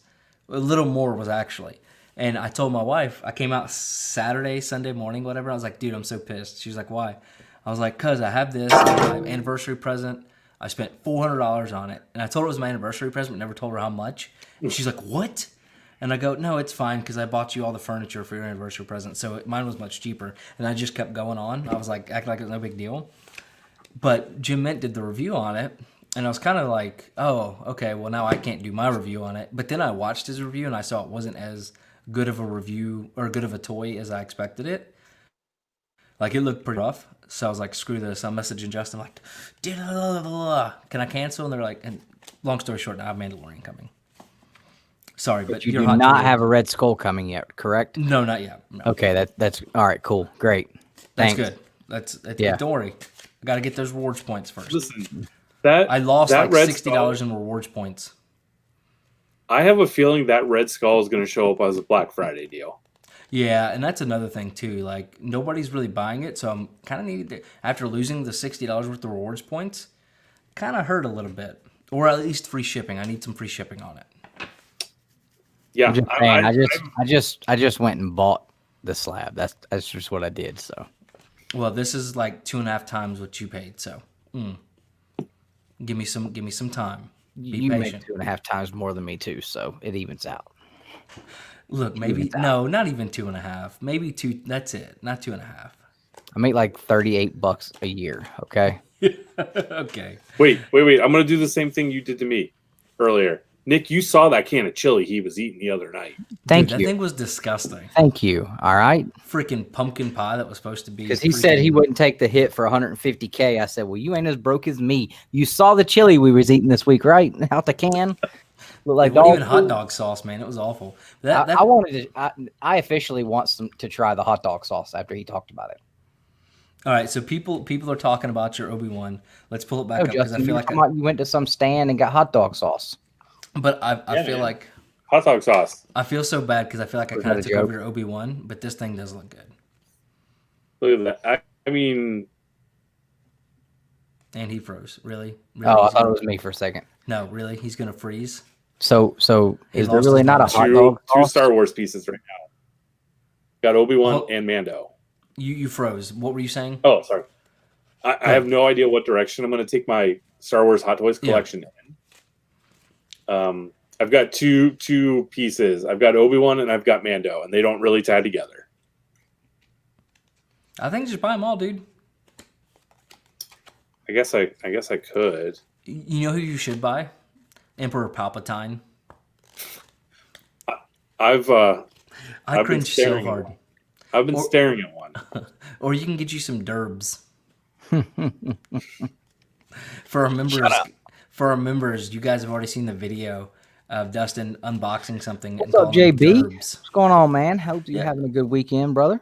What's up, Disco? Chris Babcock had a Flash. What's up, Flash? And guys, for everybody just joining, we are doing an IG giveaway tonight. Just tag us on IG and say, hey, go subscribe. And at the end of the night, I'm going to do a drawing. I'm going to send you something really, really sweet. Probably a comic book showcase and some really cool books. So, I know it's Palpatine, Josh. We're making fun of Dustin because in our top 10 picks video from the other week, he kept calling it Palpatine. Well, I don't know a lot about Space Wars, so. He was like all about Emperor Palpatine. And then, again, the members only video right now. He kept calling the Dorbs from what do you call them? Derbs. Derbs. I mean, it looked like an eye. I've never seen it before. It absolutely I didn't know. It absolutely looked like a derb. But it was funny because, anyways, what are you doing? Are you showing off that Forever People #1 book? Oh, that's cool. So this is my toy box segment show off. This is the no nonsense Jim Halpert Funko Pop. 6 days since last nonsense. It's the first one of Jim with his little fancy haircut. So now I'm just waiting on the Scranton Strangler that I pre-ordered to show up, which will probably be this week, which is going to be an expensive week already. So yes, I would just love for another Funko Pop to show up. Guys, I feel like we need another Justin unboxing video on the channel. If you guys, oh man, my pile of loot when it comes in this time, oh, you need to unbox everything. Just want like a marathon long unboxing. Or I tell you what we can do. We'll just give you the login code to StreamYard, and whenever you feel like you want to do it, just do it live. Yeah, like that's more of a live stream than a marathon Justin unboxing. Also had an idea. Me and him talked about it a little bit, but after the show, hang around for a minute and let him run that by you too. I mean, I've got 2 Hot Toys that need to be opened. I mean, we could do a Two Brothers Toys channel. 2 Brothers and a Justin channel. Anyways, hey, Spaceballs is freaking hilarious, Dan. Never seen that. Oh my god, you would enjoy it because it's a total goofball movie on Star Wars. But yeah. Okay. I think people just want it because of the goofs, the bloopers. The bloopers. God, I miss those, man. Don't say please. If you say please, you're stupid. You're stupid. If you're a member, you can go watch those, and they are so freaking hilarious. And you get to see Justin cuss, and it cracks me up. It is the greatest. Have you ever let your wife watch those? I think so, because she was laughing pretty good at me. Oh my god, they were great. I loved them. No. Her response was, it's funny, but it's not as funny as you are treating it. Like, no, it's hilarious. Because I'm crying because I'm watching it, and she's just like, yeah, it's funny, but Well, she is an accountant, so she's also a savage. So. Oh yeah. I tell you, most accountants I've worked with and recruited in the past, like the smarter and higher level of a human being they are, like the drier their sense of humor is. So like I have a hard time mixing sometimes when I'm talking to them. But you know what I say that really annoys her? What? We'll be talking, and if I just want the conversation to end or something, I'll be like, just go make some spreadsheets. Just go. Oh, you're so rude. Go tell her. Oh, man. Hey, you better be careful, man. She's handling your books. Oh, crap. You're right. She's going to make you pay taxes, dude. Oh, no. Excuse me, I'll be right back. I have to go order something online really nice for her. Go buy her another Batman Adventure statue, or go buy her a Batman Adventure statue for you. Done. All right. So, any other toys? No, that was the main thing I wanted to show off. That thing is sweet. Baines, hey, we're doing a giveaway, man. I know you have an IG. Tag us on something. Tell people to subscribe. The goal is to hit 2,000 in a rapid pace. Hey, did you see that spicy cover reveal video we did? My wife goes, "Why did Dustin share those on your Instagram?" And I go, oh. Guess, she doesn't watch our video, I guess so. Oh man, I wouldn't. Would you watch us? Sometimes I wonder. I don't. I don't know believe you do. Don't. Yeah. Anyways, all right. So what's the next? We ready for the top 10?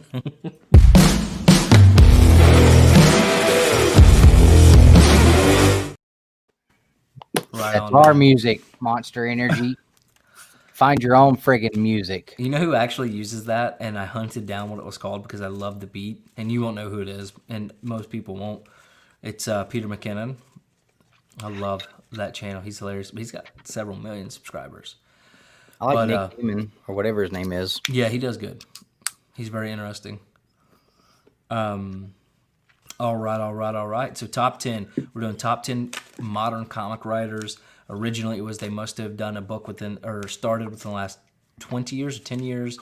Dustin then said, hey, they have to have had a big hit book within the last 10 years or something like that. Just if they've been able to write something that's been successful in the last decade, like I think that would make it okay to use them as a modern. In the spirit of this, we're not going with Chris Claremont. We're not going with Frank Miller. We're not going with those types, right? So, I mean, we may Not the obvious, like we're going with the spirit of modern comic writers. yeah, we're not doing the Mount Rushmore guys, basically. I may have done this all wrong. Did you? I mean, like you can do like Mount Rushmore of the modern guys, but like, did you have Chris Claremont on yours? Because you specifically said no Chris Claremont. No, I did not have Chris Claremont on. Did you put Jim Lee? I did not put Jim Lee. That thing would be fun. Okay, cool. Did you put Frank Miller? I did not put Frank Miller. Okay, I think then we're probably all pretty well. yeah. Now I would like to disclose some information That maybe you should. No, because I'm actually really proud of it. So, me being the newest person to comic books on the panel, I was a little worried at the picks that I made. So I reached out to someone that I felt would definitely be able to give me some good advice on my list. So I asked him, told him this is what our top 10 is. What would you say here? So he sent me a very, very awesome and detailed list of writers and reasons why. And I was extremely pleased to see that I had almost every single one of them for the exact same reasons on my list. So thank you, Josh, for just basically helping me build some confidence in my list tonight. I was happy about that. So I was honestly looking for a message to Scaff. I just started looking. I'm like, where did you message Scaff? I go to anybody on Instagram because I know how you are. So I messaged Josh personally, and I didn't even have to use anything he said because I literally had it on here already, almost every one of them. So you was totally cheating. No, I just was basically, I was like wanting to see where he would have these guys ranked, which he didn't give me where he had them ranked, but he did give me pretty much almost all the same names. What's up, Jay? What's up, Jay? Now, is that Jen or is that just Jay? Got one of my favorite covers sitting there as the avatar. So yeah, I didn't have to change, scratch out, add anything. All right. Any honorable mentions at first? I have one. Go ahead. And it was just basically because I didn't know where to put him on the list. I had Mark Waid. Okay. All right. He had an awesome run with Daredevil. He did the Champions run that people were really excited about. He's done some Hulk stuff. So I thought he would be a good honorable mention. So, all right. So mine, Hey, Justin, do you think he's got the guy on his list that we don't have on our list? Probably. I do at number 10. But my honorable mention, actually, I tell you what, I'm going to make a change. No, I'm not. I'm going to stay true to my list because I feel it in my heart. My honorable mention, the only one I did not place on my list that probably deserves it, was Zdarsky. So he is. We both just gave you a look. No. Oh. I have no problems with Zdarsky. I'm only familiar with Daredevil. No, like I thought you were giving him a look for putting him as an honorable mention. No. Yep. Okay. I mean, he's not on my list, but I don't have any issues with him. Yeah. And I one had thing- him decently high on my list, but And one thing with my list is they had to be somebody that's written several stories I've read, stories that are proven. Like, we have a lot of current new writers we're friendly with that do a lot of great stories. But, you know, after one or two comics, you can't necessarily say they're the, you know, like you can't necessarily classify them as top 10, right? You know what I mean? Like, so I went off of several proven storylines, long-term arcs. But yeah, Chip Zdarsky was an honorable mention. Justin, go ahead. oh, I did have one more honorable mention that I missed. My bad. Go ahead, Justin. My honorable mentions, I actually had two this time. Dan Slott.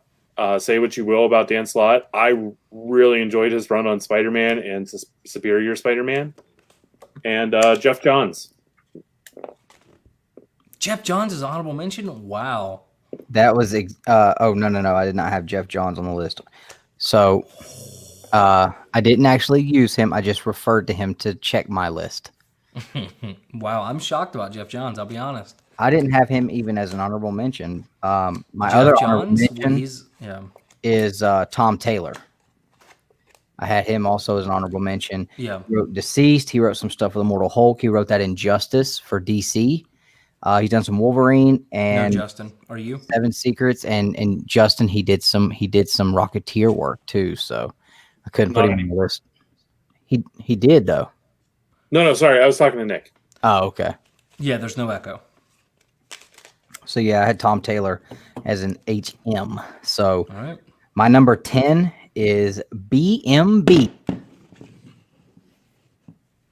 Brian Michael BMB? Bendis Oh, for his awesome work on Superman. us too, Jay. Us too. Not for his awesome work on Superman, but I thought that he definitely should be on there. He's done some good stuff. Hey, Justin, wasn't Bendit or Slott the one that just basically said that Reed Richards wasn't a mutant anymore? Like he just retconned everything? Franklin Richards? Yeah, Franklin Richards. He is the current writer on Fantastic Four. I haven't gotten to that yet, so I don't know what he... That's okay. Someone else had mentioned it to me prior to this, so I need to read it to find out what he did. Like I read the little bit of it, but people are pretty upset. And then his response to it was basically, well, you know, they're the best and blah, blah. We got to rip everything away from them. And people were like, no. But anyways, yeah. So Jay, I started out a big fan of this series. I have not read the last 3 issues, and I'm about to take it off the pull list, I think. Sure. It was really, really good starting out, but I think they wrapped up all of the good part of the story that they were going to tell super quick, and it kind of just, I don't know, it's lost me. I've lost interest in the story. It's such a long read, every issue too, and I always have a hard time remembering what happened last month when it doesn't stick in my mind. It's a very not intellectual read, but those two are very brilliant, right? And I believe Sewell is actually a lawyer by trade. Yeah, I mean, a comic writer. Yeah, so it's definitely. But yeah, it's one of those. I think that would read much, much better in trade. Yeah. All right. So my number 10 is Kate's, and we can move on so we don't argue. Justin, what was your number 10? My number 10, Scott Snyder. That's a good one. Burke, we are still live. Thank you so much for being the newest member of Two Brothers Comics, as well as our newest sub. And we are running a giveaway, so if you tag us on IG and tell people to come subscribe, we will do a drawing later and send you something really cool. And that's to anybody else My out there time watching. to help out the little guy still. I mean, we know you've What? already. Oh, the joke. He's already hit us with a subscriber and the channel, so I don't want to. Ask any more of him? Yeah, I mean this, Oh man. and Sorry. I did have Tom Taylor as a honorable mention, Steve. Yeah, it's all kind of weird. Josh has got it right. It's all kind of weird, man. Yeah, like I was really excited about it and really enjoying it, but it's one of those reads that like Nick said, it's really intellectual. It's a long read. It's a lot to consume, and to try to remember all of that a month later, like you almost have to go back and read the last issue or two to be able to really, really get into what's coming out right now. So I think like in a trade paperback or a hardcover format, I think it would read really, really well that way. And I think that's what I'm going to end up doing. Look, and the only reason I'm saying Kate's is because I honestly, genuinely have enjoyed his Venom run and his Thor run. I genuinely enjoy them. The more I've read that, and this goes beyond recent events and conversations me and you have had, I just feel like he's doing almost the same thing with different characters in both of those. Like he kind of has like this one trick pony feel to me sometimes. And that may be true, but like I just genuinely I've enjoyed it. So yeah, I mean I'm not discrediting that like he does good superhero books, but he didn't make my list. So, but we'll move on. Justin, your top 10, number 10. My number 10 was Scott Snyder. Yep. Okay. My bad. Just because of his work on mainly Batman and American Vampire was fantastic. Mm-hmm. So, there's two reasons right there. Yep. All right, number 9. I'll go first. Tom Taylor. Really bad about where I put Snyder. Okay. No, don't, Dustin. I think you and I are going to be on a higher end. Okay. There. But Tom Taylor definitely. I'm like I've never went into a top 10 feeling like my list is definitely the most like don't give any clout or credit to it at all list, but this one is. So go ahead, Nick. What's your number 9? Tom Taylor. Tom Taylor. Okay, cool. Oh, and the only reason why they're not on there is my rule. Like I needed multiple books. Yeah. I mean, give them some time to really expand a little bit and show some depth, and I think that those two are definitely going to do that. So yeah. Go ahead, Mr. Justin. So number 9 for me, and I'm going to mispronounce this name, so please help me out here. Number 9, Jeff Lemire. Are you outside Lemire? Thank you. You're crazy. You were insane. You're saying he should be higher. He should be number 1. I mean, I have very good reasons why everybody I have ahead of him. Time out. Nick, did you not specifically purchase and send us goddamn water bottles so that we're not drinking out of Kroger brand water bottles?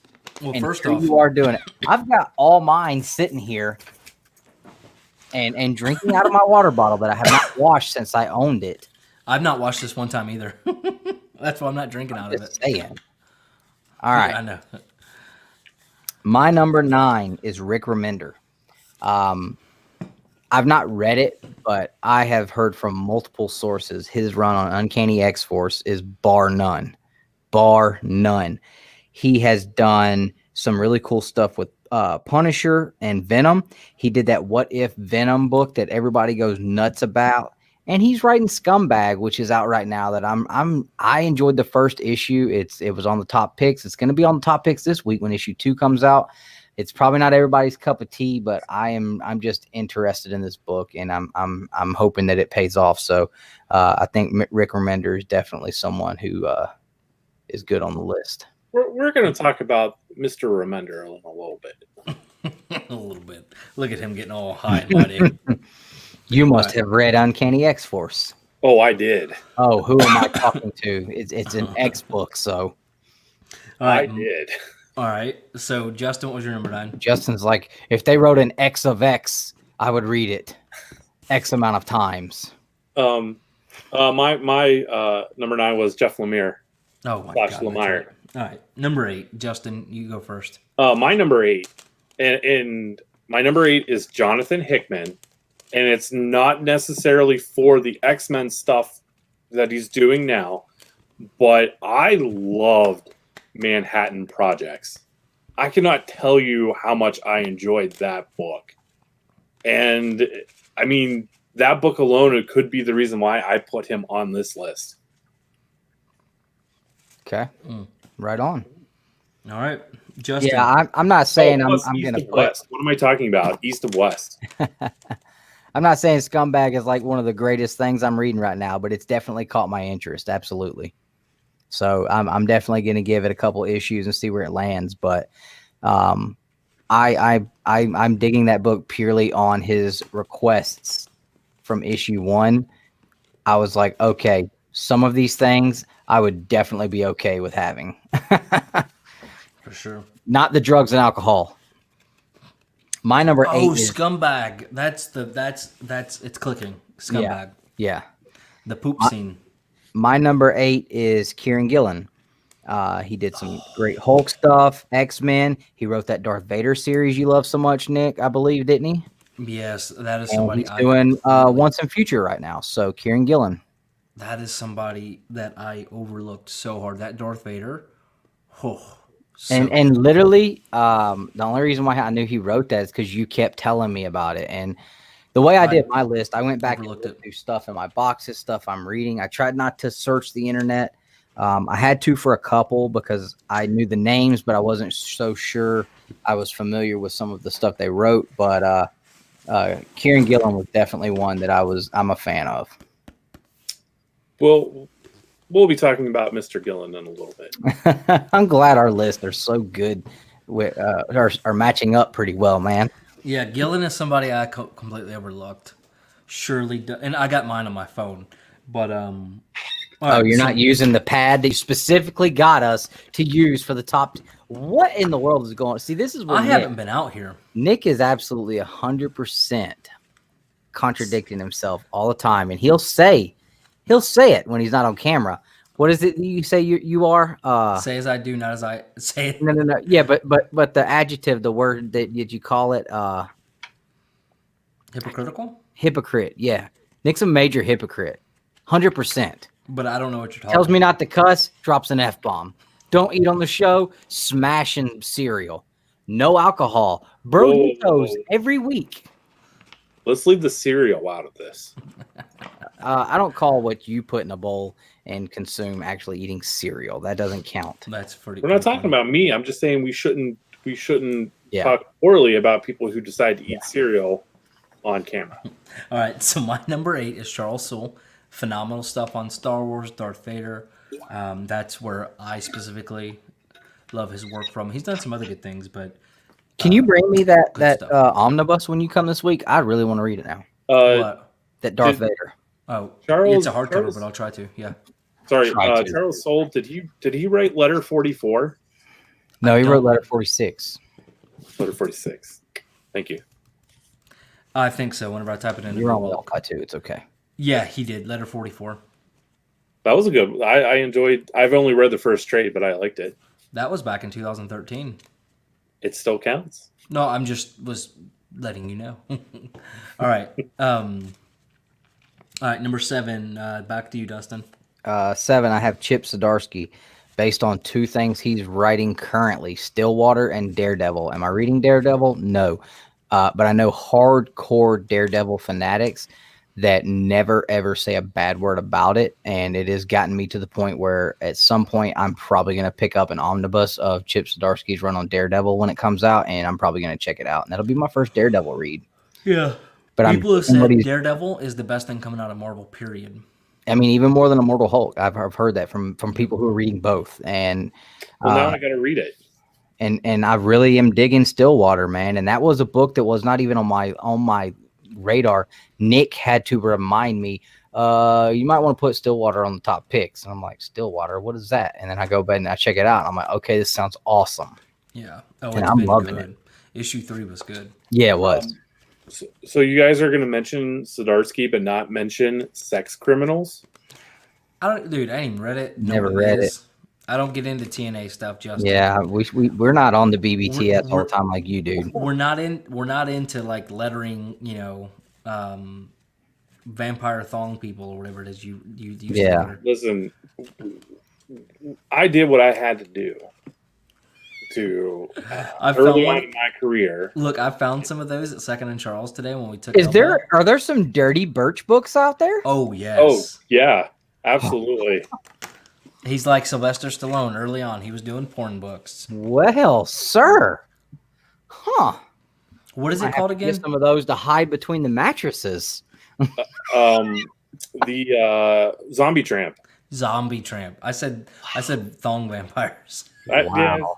Yeah, same thing. Basically. Hey, He's technically whatever you not gotta do to credited. eat, I It's guess. Ann Worlds, right? Wait, what? Is your name actually on the book, or is it just Ann World?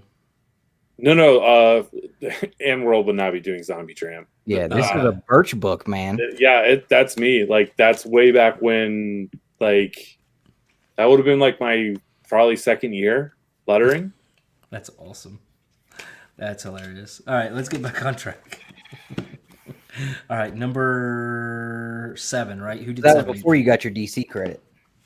That was definitely before. Write it, buddy. Mm-hmm. Dustin.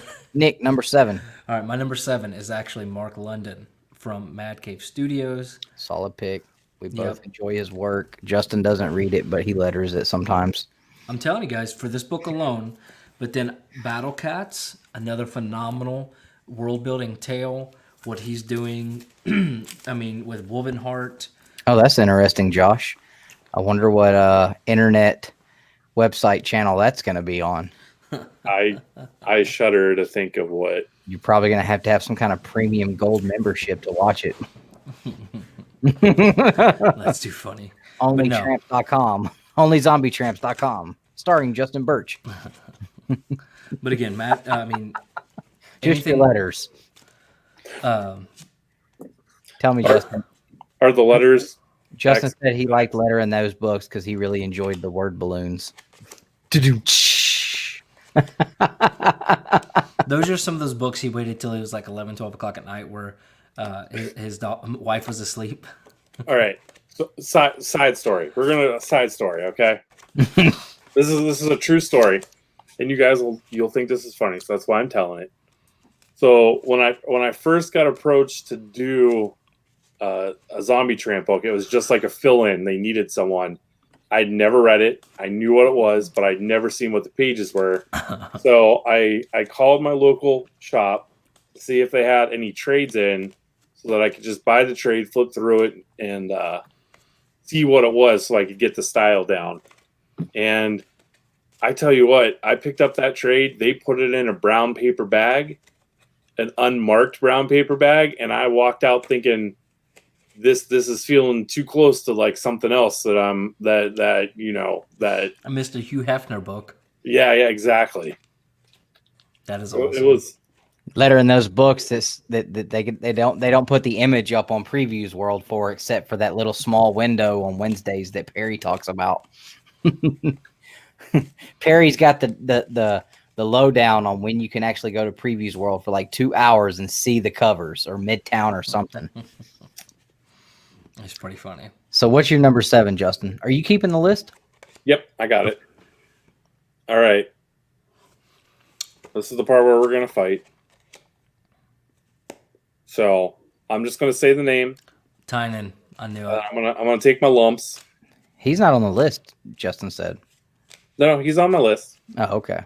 Number 7, James Taiwan on. Play ya ding dong. God dang it, Ryan. I love it, man. The only reason why I will let you walk away with doing this is because you have been reading this hobby longer than I have by a long shot. So I do consider you much wiser in this realm than I am. Can I just defend my? But I'm just glad he's on the list. Can I defend myself here? I don't think you need to. I can see where someone like you would be coming from, being that you've read, all these years, read this stuff that these people have been writing. The Chip Zdarsky, the Kieran Gillen, the Robert Kirkmans, Mark Wade's, all these guys. So I can see where it would be hard to look at James Tynion, who hasn't been doing it as long and writing at that same level for as long and putting them over those guys. So I can dig it, man. Yeah, it's what we've seen from him so far has been fantastic. I just would like that body of work to be a little bit. Yeah, the longevity is a factor for you. Correct. And I got that. See, I can be sensible. Yeah, that was my thought process. I'll tell you what, though, reading through Batman Eternal and New 52, I hated the end of the books where they throw in the little James He wasn't after stories. And you can watch that Ross Ritchie interview. I don't think Tynion was really super pumped about that because that was a weekly book.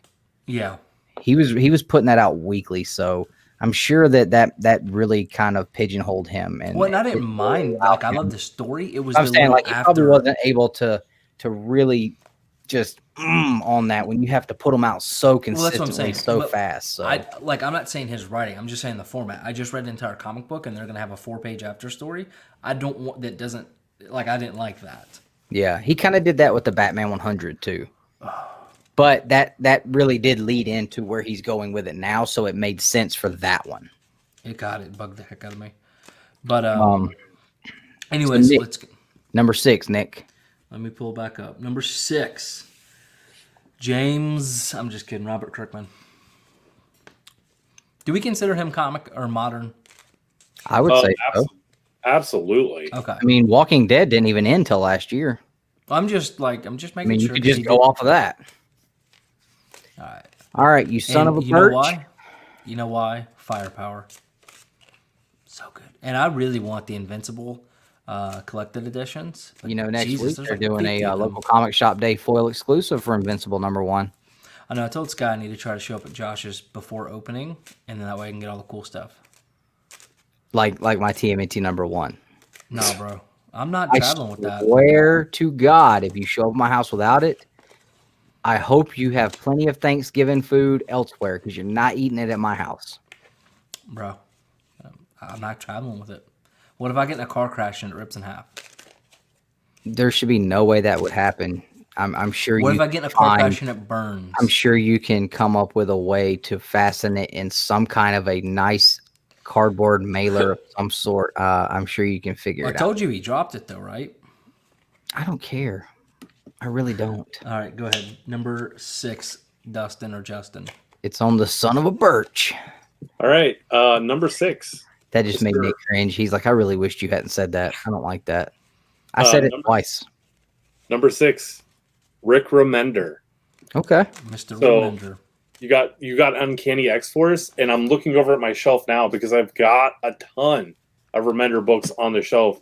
Fear Agent, Low, Black Science, Deadly Class, like all great Remender stuff. That's just his independence. We're not even talking about Uncanny X-Force or Punisher or anything like that. So, Remender. Just talking through our top 10 comic book writers. We're doing the IG giveaway. If you weren't here for the IG giveaway, have been like. My list is still better and more definitive. Well, me and Justin will make the majority of the list just by default. So that is true. That is true. My number 6. I almost want to change it so I don't have to agree with Nick and say Robert Kirkman, but I had Robert Kirkman at number 6. There we go. No real explanation needed there, I don't think. Hey, Dustin, we can put it in a storefolio. We'll just have to bend it taco style. I wouldn't do that with that one, though. You sure? Yeah, because it's really old. The last Ronin, it's new, so that glue's still good. But this isn't glued. It's got staples and stuff, and might pop a staple. We don't have to worry about as much as that last Ronin #1. I already folded it up and put it in there, so it's good. Oh, you know it, Jay. I'm going to be the only one smart enough to put him at #1. By the way, Nick, I don't think you saw it. Sweet. That thing looks sick.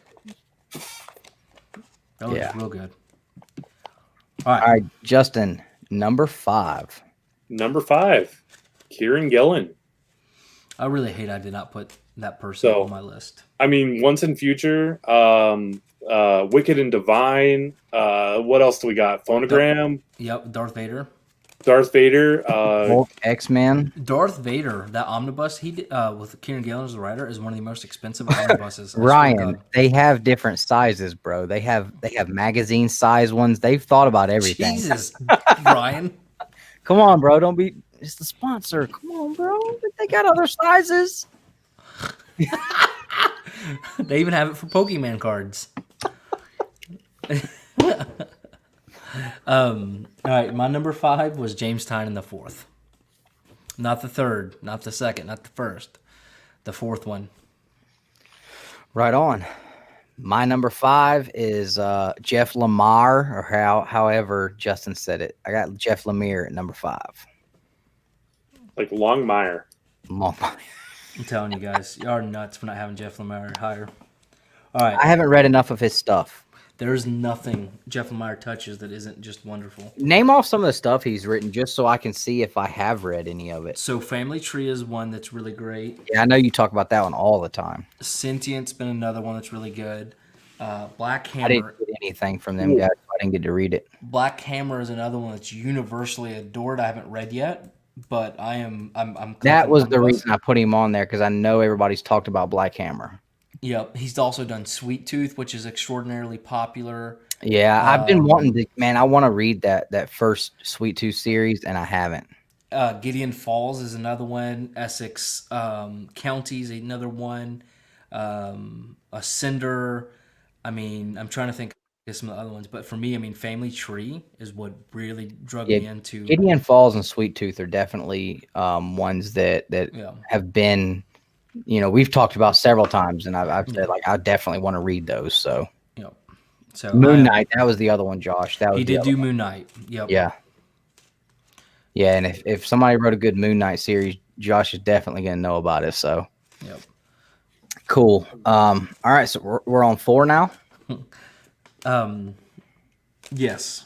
All right, and Jay is just keeping us in check all night. I mean, hey Jay, tell me what you think about Family Tree. I am loving it. All right, my number 4 is the young cat that is blazing the trail. His range is just, I mean, you can't put a gate on this guy's range. James Tynion, man. This dude can write superhero. Hold on, you put him at 4 for you? 4. I tried to. Shocking. I tried. Hey, I tried to respect the longevity factor and the fact that he hasn't done as much as some of these other guys. To credit the comic book world, but I did have to put him high. But what's up, Will? I did have to put him high because I enjoy so many things he writes. Yeah. And even the things I don't enjoy, like there are people that really, really like it. And his range is so crazy, man. He can write awesome Batman stories. Then he can turn around and write an awesome horror book. And then he can stop writing that. And then he can go write something that's based on history. And people are loving that. I mean, the guy's got range out his what. And I'm excited to see, like, I think 10 years from now, he's going to be in the conversation that these other guys we're having are. And I think he's going to be someone that'll be ranked high on everybody's list too. I definitely think he's got way more range than Donnie. He's got, I think, longevity wise, I think he's going to blow everybody else out of the water. And as soon as his contract with DC ends this coming year and he's able to focus on his own creator, own titles, and do what he really, really, really is passionate about, like he's doing with these titles that are taking off so much, like Something's Killing the Children and the Department of Truth and Wind and some of these other titles he's been working on. I mean, the guy's writing like 4 books right now, and every one of them people are just going nuts about. I mean, Donny Cates is writing 2 books, and like it's the same thing in both books. And I mean, people are half and half on it. Most people are getting sick of Venom, and in 6 months they'll be sick of Thor. So, I'm just like, whenever and the only reason why I'm bringing Donnie up is because those two are always brought up in the same conversation. Who's better? Who's better? It's Dale Earnhardt and Jeff Gordon. It's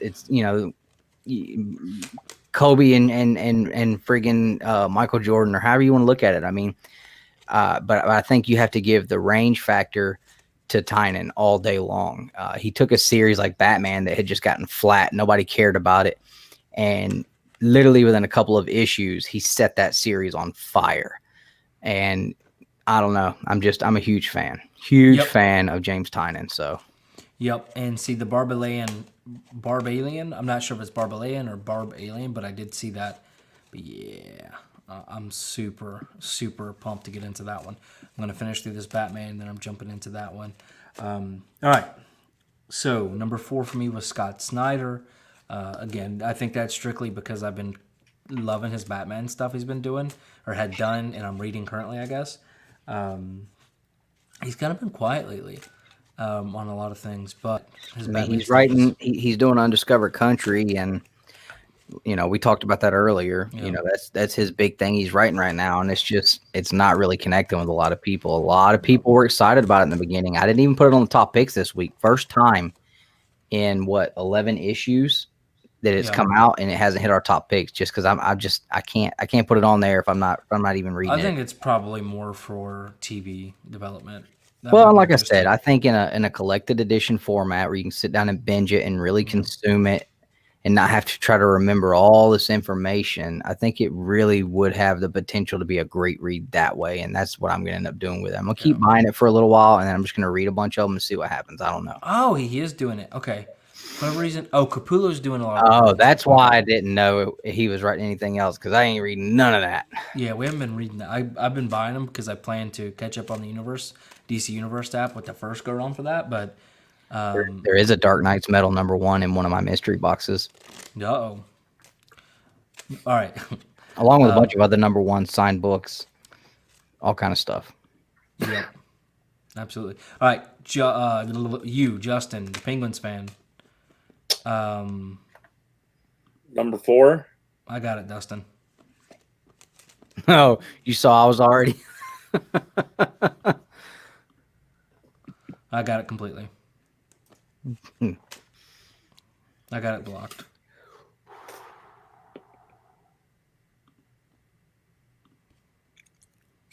I'm cool. I'm good to go. Yeah, go ahead. Sorry. So on the Facebook side, guys, for everybody on the YouTube side, we do stream to Facebook simultaneously. Somebody got in there posting some weird stuff all of a sudden. All right. Go ahead, Justin.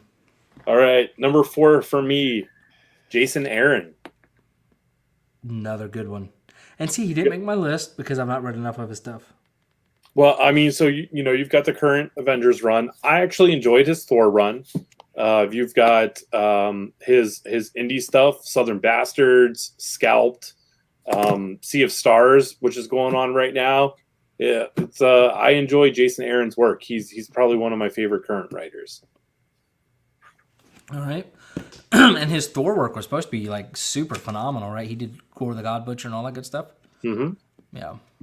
All right. My turn. Number 3.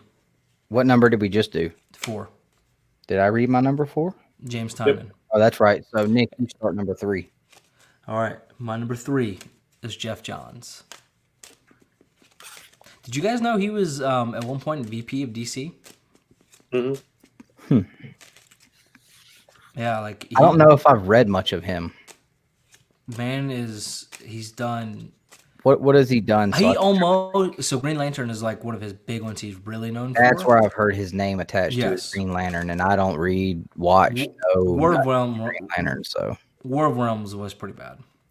But yeah, so Jeff Johns, and he almost is legend status now, right? I mean, like he is so almost like he's like a Jim Lee type level, right? I think he's been highly respected. I mean, what would you think, Justin? I mean, he almost doesn't. I'd agree with that. I mean, I believe he did Aquaman on New 52 and made it popular. Yeah, he made Aquaman popular, and I think that was probably one of the surprise hits of New 52 when it first started. Yep, people love that. So I mean, just out of pure respect, and again, like it may be unfair to even have him on the list, but number 3, Jeff Johns. Justin, he's got a new title coming out soon too. I think is he doing that clown book that? Haha. Yeah, is he doing Haha? I don't think that's him. I don't think that's him. I don't think so. Let me see. I'm excited about that book though. Not me. No, that's the writer from Ice Cream Man. Is Haha. Oh, that's right. That's right. I'm excited about that book, especially the idea that Geiger is his new book. Okay. the cover that 616 said they're working on for haha, dude, that's gonna be awesome. Oh yeah. I'm keeping that one. That is not going in the bro box. Yeah. All right, Justin, what is your number 3? My number 3, and I'm surprised you guys didn't have this person higher. Robert Kirkman. You I got just haven't read enough of him. Firepower, Walking Dead, Invincible. What else? I cannot think of the horror book that he did. Kirkman? Yeah, I want to say Witches, but I know that was Snyder, wasn't it? Let me see. Mm. Oh, there was I can't. It doesn't even matter. Let me see. But I mean, like, has there been? Hey, Ryan might be hitting the sauce by the campfire right now. Has there been a comic book writer who has had a bigger impact on Destroyer than Robert Kirkman? No, I don't think so. I mean, in the modern times. I mean, obviously Stan Lee and blah blah. I'll tell you the coolest thing about Kirkman that I found personally that I thought was the coolest thing about him is he was so confident in The Walking Dead. He literally lied to them about what it was about. Outcast. Get them to print it. That's what it was. Okay. Thank you. He lied to them about what The Walking Dead was about to get them to get it into print. And they didn't even think to ask him where the aliens are until it was already a big hit. And then he told them, oh, there's no aliens. I just lied about that. It's all about the zombies. I mean, that was, that was cool, man. That takes some guts to do that. I mean, because that could have ruined him. So I thought that was pretty cool. Oh, for sure. My number 3. I'm trying to find where I wrote number 3 on here. Because I just write names and I go back and rank them. Where did it go? Oh, number 3, Scott Snyder. I had Snyder at number 3, so we've already talked about him a lot. So I mean, I won't go on a tangent. But did you know there's two Brothers Comics on Instagram? That's weird. What? Yeah, it's like an old account. But anyway, so hopefully nobody tagged the wrong one. I can see it, Jay. I can see it. I've been saying that for a minute. So before everybody went nuts, I thought it was going to be huge. So, Justin, you start off with number 2. Number 2, and I think Nick and I are probably going to agree on this one. Number 2, Brian K. Vaughan. Whoop, whoop. You don't even have to explain that one. I don't even have him on my list. Should I just let you explain this one? No, he doesn't even need an explanation. Okay, I would say Saga. I haven't read anything by him, so.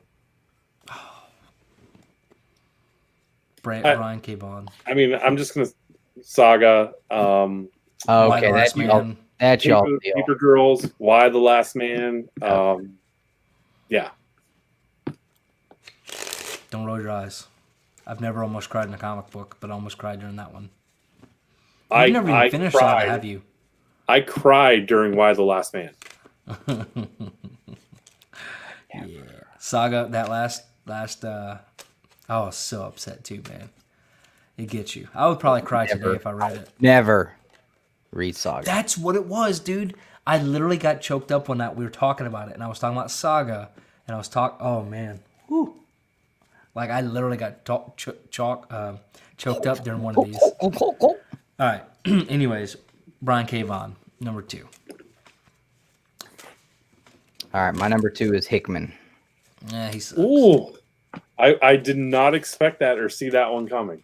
Well, I mean, he wrote the Fallout stuff. He wrote the X stuff recently that was really huge and really turned a point for X-Men. It hasn't really panned out real well since then, but I liked Hickman for a couple of those. So I think he's another one of those that the way he writes takes a lot of intellect. He likes his graphs and his codes and stuff like that. So, I think he definitely is pretty high up there. So I get to start on number 1. Yep. My number 1, he's been on the list once. I don't think Nick had him, but Justin did because Justin's a good man. I had him higher because I had him number 1. Jason A.A. Ron. I had Jason Aaron at number 1. Southern Bastards Thor. He wrote some Star Wars stuff. I have not read that. His Avengers run right now is absolutely on freaking fire. And Jason Aaron has the only series, the only run on Ghost Rider that's been put into an omnibus. And I'm excited to eventually grab that and dive into that. But there is no other Ghost Rider omnibus out there. There's other, smaller collected editions, but as far as being put into a full-size omnibus, he's the only one that has that run. And I'm definitely looking forward to getting into that with, having Johnny and Reyes, going against each other, Robbie and Johnny having some issues there. I don't know a whole lot about it, but just flipping through as I've been buying the individual issues, it looks really good. So, but yeah, I could literally base that on how much I have enjoyed his Avengers run. I mean, Justin, have you read this issue? I have not read that issue, but obviously I've professed my love for Jason Aaron earlier at my number 4 spot. Read Southern Bastards. Read Southern Bastards. I do need to read that one. I do need to. Nick, who's your number 1? Why is it Jeff Lemire? Look, I think Jay may be the bigger or fanboy, fangirl of Jeff Lemire, however Justin said it. Longmire. I think it's going to be really hard for us to narrow down the number 1 here. No, it's going to be Brian K. Vaughan. That really bothers me. And then it should be Jeff Lemire afterwards. I haven't given my number 1 yet. That Saga is going to get number 1. Like Saga literally is the best. First off, all you've ever read was the first scene where she was giving birth, and then you're like, no. I'm sorry, a character with a TV for a head just sounds about as dumb as you can get. Look, now you're going to get touchy. You're going to talk about stupid characters. Look at the entire Power Rangers. Anything. I mean, it fits about as well as any other superhero. Bro, Power Rangers, like the worst morph suits. About the same as any other superhero. No, dude. Goku is the Flash started out with a goddamn construction helmet, okay? Okay, first off, don't make fun of the Flash's helmet. Jay Garrick's helmet was awesome. I'm just saying, like superheroes are superheroes, but a guy with a TV for a head, like, how does that even remotely make any sense at all? Look, Saga is phenomenal. Don't be talking about it. Whatever. All right, what was your number 1, Justin? All right, my number 1, and I'm for the record, I have 9 out of 10. 9 out of 10. Somebody else has had on their list. Except my number 1. Neither one of you guys have mentioned my number 1. Let me think. No, Do Dustin, you consider writing? Hold on, Justin. You don't. Has Justin Birch deemed himself number 1 on his own list? Heel turn. No, so you had Dan Slott, right? I don't think we had Dan Slott. He was an honorable mention. Oh, okay.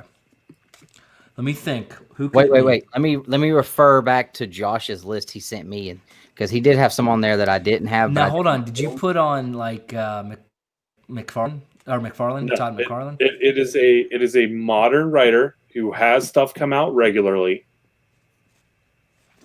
Is it Who Tom do they write King? for? Is it Tom King?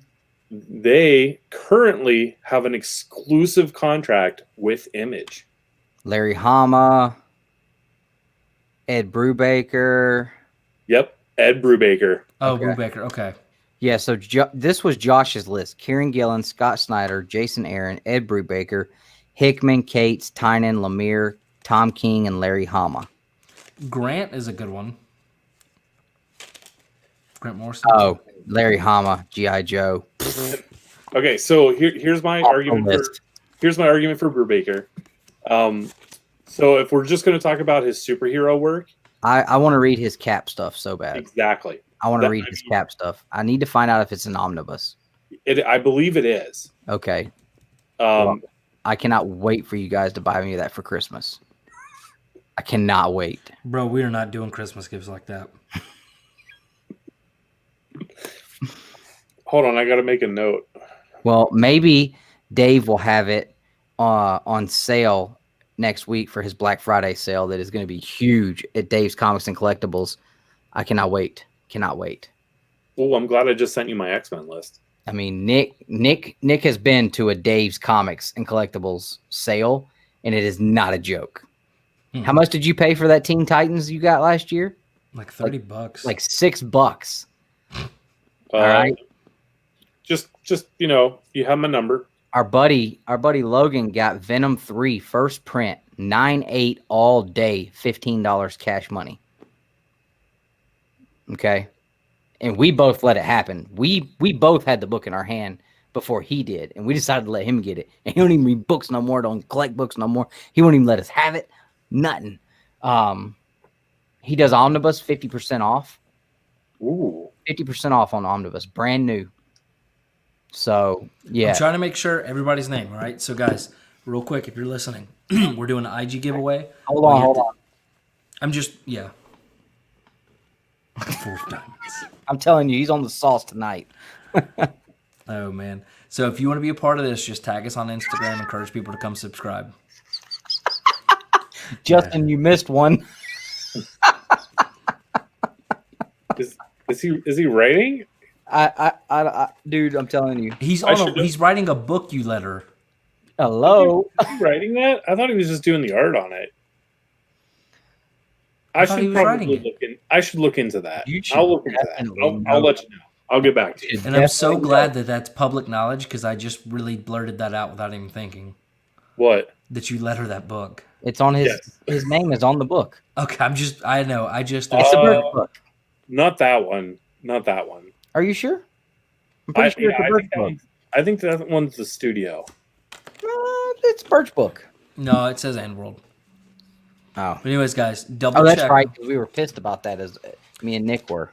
If you've commented or tagged, your name should be on the list. If it's not, just let me know. Ooh, that's a good one, William. On Instagram, tag us and just say, hey, go subscribe. We want to get them over 2,000. Like tonight would be really cool. It'd be really cool if we did. You know what I mean? Matthew McConaughey. But that's all you got to do. If we get to 2,000, by the time we wake up in the morning, Nick's giving away the D23 Expo 9.8. No, that ain't happening. The Jim Mint variant. Like Jim Mint tried to act like he just got his first exclusive with the Vampirella.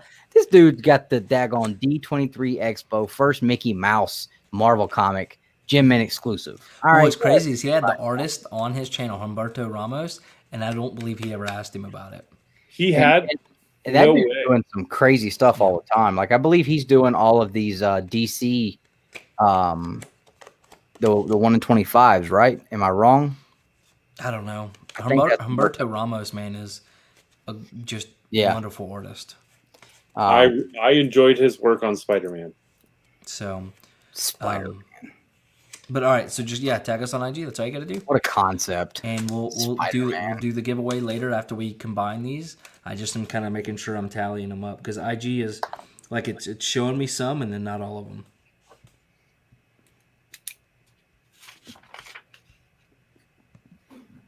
Man, I think this is going to be hard to come up with an overall top 10. Well, what are we looking at right now? So we had 3 that was on all 3 of our lists. James Taiwan, Jeff Longmire, and Scott Snyder. Okay, so James Tinian. Say that again. James Taiwan? No, all of them. Oh, you got Tinian, Lemire, and Snyder. So Lemire should be number 1, Tynan number 2, Snyder like 8. No, I have to disagree with some of that. All right, go ahead.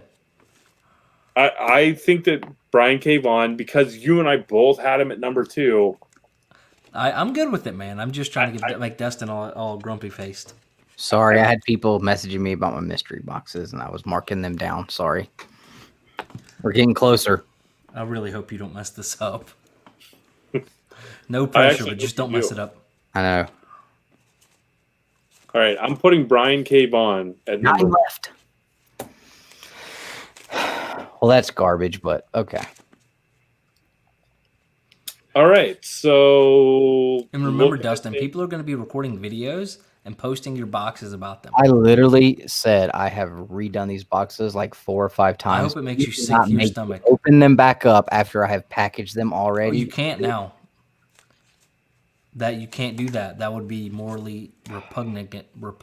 Yeah, of you to do that. After you've been set, like once you seal and deal, man, there's no opening. That's Open them up and put like a $50 book in each one, so that then everybody gets like $75, $80 worth of books. All right. Go ahead, Justin. All right. So number 1, Brian K. Bond. Number 2, Jeff Lemire. Can I just say I did not add Kyle Higgins, and it was just because I knew you guys would bully me. But What has he done that's even relevant, man? yeah, See, exactly. Okay, so I'm kind of looking at every like big picture thing right here. I'm going to skip some of these just to say you both had Kirkman at 6, so I think Kirkman should go at 6. that's fine. Right? That seems like a Unless we have 7 other ones that are better. Soft rank him at 6. soft rank him at 6. Yeah, like not hard, just soft. Yeah. Okay. I mean, even though Like, you You know, guys, at Flaccid. first you got to go soft, and then later on you can really go hard. I mean, you guys both had him at 6, but you don't want to put him at 6 now. Well, I'm just saying, like, I don't want to commit. Yeah, it's hard to commit to Okay. something like You're- that. This you're is a right. big deal. I skipped 2 through 5. I understand why you guys are nervous. I'm We'll come always back. nervous. We'll revisit it. We'll circle back. So what are you feeling for number 2? Jeff I think we should Lemire. start at 10. No. You want to start at 10? No, we certainly should go with Jeff Lemire number 2 Why should we go with him at number 2? because he is something we all had. Where did you and have him, Justin? 9. Where did you have him, Nick? 1. I had him at 5. So that So I levels don't him at a think good he 3. goes at 2. Look, I'm fighting for Jeff Lemire top 5. Hold on, let me just. Top 5, fine. Number 2, hell no. I would be comfortable with him at 4. Who's 2, 3? I I don't know. We'd have to figure that out. I can do him. I could see him in number 4. Do we have a 5 yet? We don't have a 2 and a 3 yet. Tynan has to hit 2 or 3. I'm not letting him not be in the top 5. Whoa. How can you put him at 2 or 3 when you only had him ranked at 4? Because he's got to be in the top 5, so we can bump somebody up to make room for him, but he's got to be top 5. Where'd you have him, Nick? Hold on, I'm looking over here. Let me check my notes. You got him I had him at at 5. I had him at 4. Nick had him at 5. Justin had him at what? 7. 7. So I think that's close enough to put him at 5. Who's at 5 right now? No one? All right, so he goes at 5. I got your back, JT. Okay, so do you want to put Lemire at 4? Mm-hmm. Austin, he did have a color-coded formula, but that wasn't as fun, and people stopped watching, so we got rid of that, and now we just fight again. I think I had a rank-based system that actually used math. Yeah, I was told, but I couldn't understand that. Yeah, and I couldn't even understand it. It was like reading like the graphs on a Hickman book. Like, it's cool, and I dig it, but I can't understand it. You know what? You know who I want to put at number 3? I want to put Jason Aaron at number 3. I mean, if we can't put him at number 2, then I guess number 3. I mean, I had him at 4. You had him at number 1. Hickman is not even deserving to be on the list. So who would be Wait, I didn't say Hickman. I said Aaron, right? You heard Aaron. Jason Aaron? So who do you think goes above Jason Aaron then, based on the rankings there?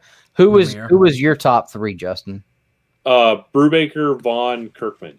Okay, and Nick's was Lemire, Vaughn, Jeff Johns. all right.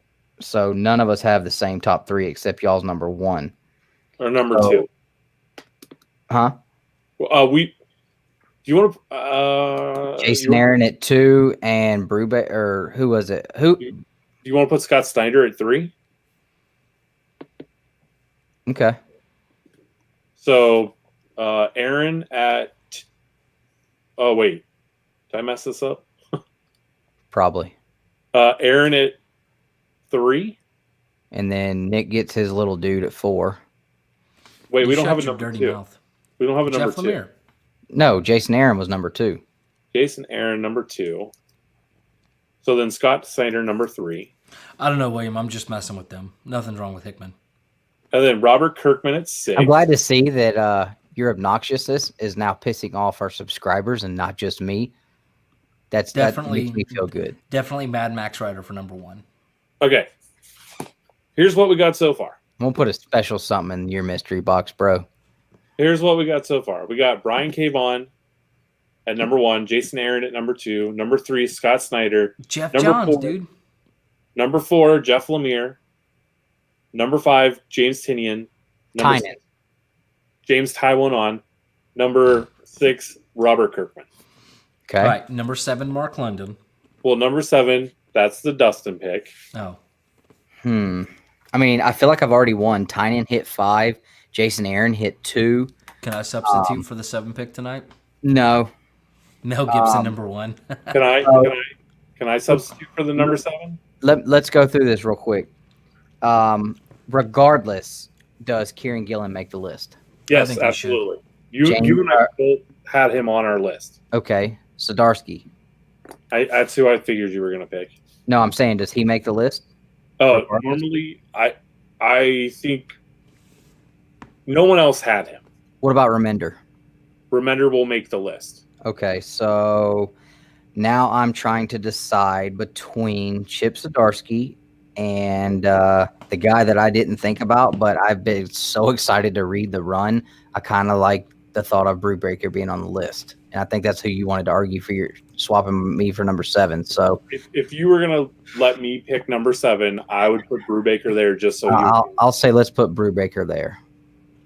Because really, Zdarsky, his Daredevil run, all of us admitted like how great we've heard it is and would be interested in reading it, but none of us have read it. And I think that's what really puts Zdarsky in the running there. So I'm mind blown right now that Jeff Johns isn't even in discussions. it sucks whenever someone you want on the list is really bad and nobody else gives a crap, doesn't it? No, the one I would fight for is Mark. Like I would fight for that one, but I'm gonna try to be nice and polite. Yeah, I'm good with Brewbaker at 7.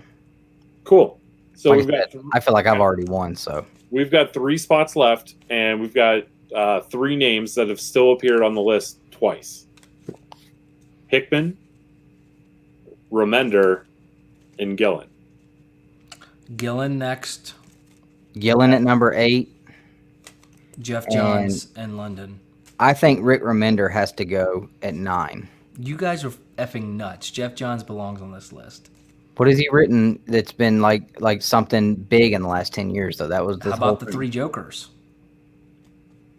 No, I'm Hold on, sorry. hold on. That Yes. does not get to hold weight with these other guys. Look, Jeff Johns literally poo-poos on everybody else on all We're these not lists. going on the stuff that he wrote way back, dude. It's not way back, dude. It's in the last decade and a half, like a lot of these guys.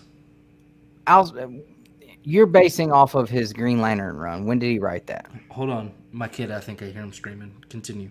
I think that was mid 2000. It was mid to early 2000. Yeah, my kid's awake. Great. God, she's been a grumpy ass. Okay, so you're getting a little too loose with it, Nick. You're just letting them fly now, okay? Shut up. You might want to just settle down a little bit. Settle down, little doggy. So I think I don't think, and I'm not discrediting that Jeff Johns has done great stuff, but I think when you look at the body of work between the guys that are left over the last 10 years, if the best thing you could tell me right off the top of your head was 3 Jokers, that doesn't even get to be in the boxing ring with these guys. Okay, 3 Jokers was pretty good. The first one was. The second one was trash, and the third one was semi-par. Subpar. Nick, that's your kid, right? Not mine. Yeah. Sorry. I Okay, was just checking. making sure. Just double She's checking. been she's been a nightmare. My kid's probably stripped down to his underwear, knocked out of sleep in my spot on the bed. So, I got you, Dan. We do appreciate you, man. all right, Justin. So we're gonna do. Do you want to? So I got Gillen at 8. Okay. Do you want to do Remender at 9, or so who do you rank? I say Remender at 9 and Hickman at 10 because even though I ranked Hickman as high as I did at number 2, after the discussion, I'd like to. I would swap Remender with Hickman on my list. So I definitely think Hickman get number 10. Okay, so here's the list. Number 10, Jonathan Hickman. Number 9, Rick Remender. Number 8, Kieran Gillen. Number 7, Ed Brubaker. Appreciate that, thank you. Number 6, Robert Kirkman. Number 5, James Tinian. I was waiting for you to correct me. No? Okay. Number Just small twitches. 4, Jeff Lemire. Number 3, Scott Snyder. Number 2, Jason Aaron. And number 1, Brian K. Vaughn. I'm just happy tickled pink that Jason Aaron went number 2 and Tynan went number 4. That was good enough for me. I had all 10. Look, all I'm saying is London is a strong 12-11. I don't disagree with that. I mean, I think Mark does a great job. I really do. But again, obviously I'm biased longevity because he signs my paycheck. Yeah.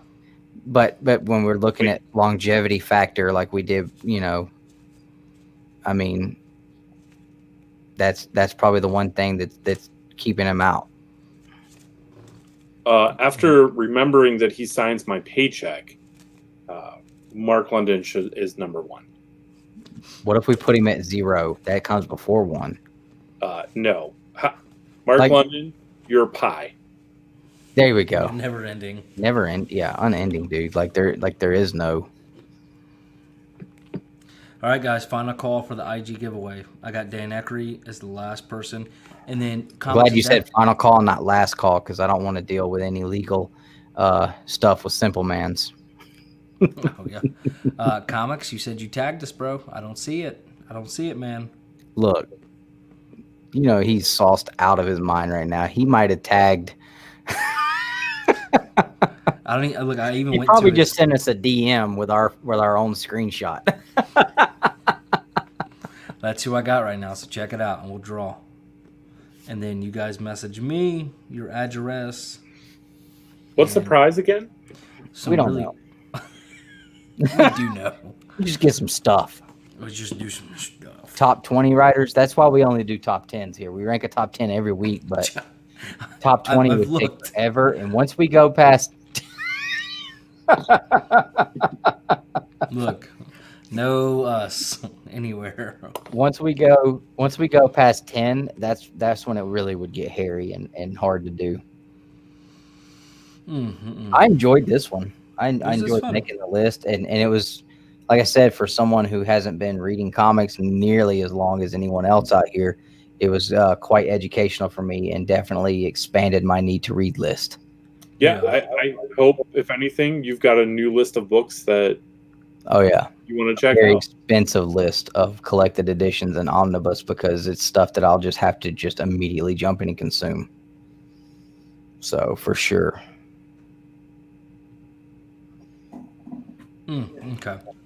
I told Justin there was certain somebody that we both assumed you would have Donnie on your list, but we didn't think he would make the top 10. Yeah, it does count, but I'm not seeing it. Hold on.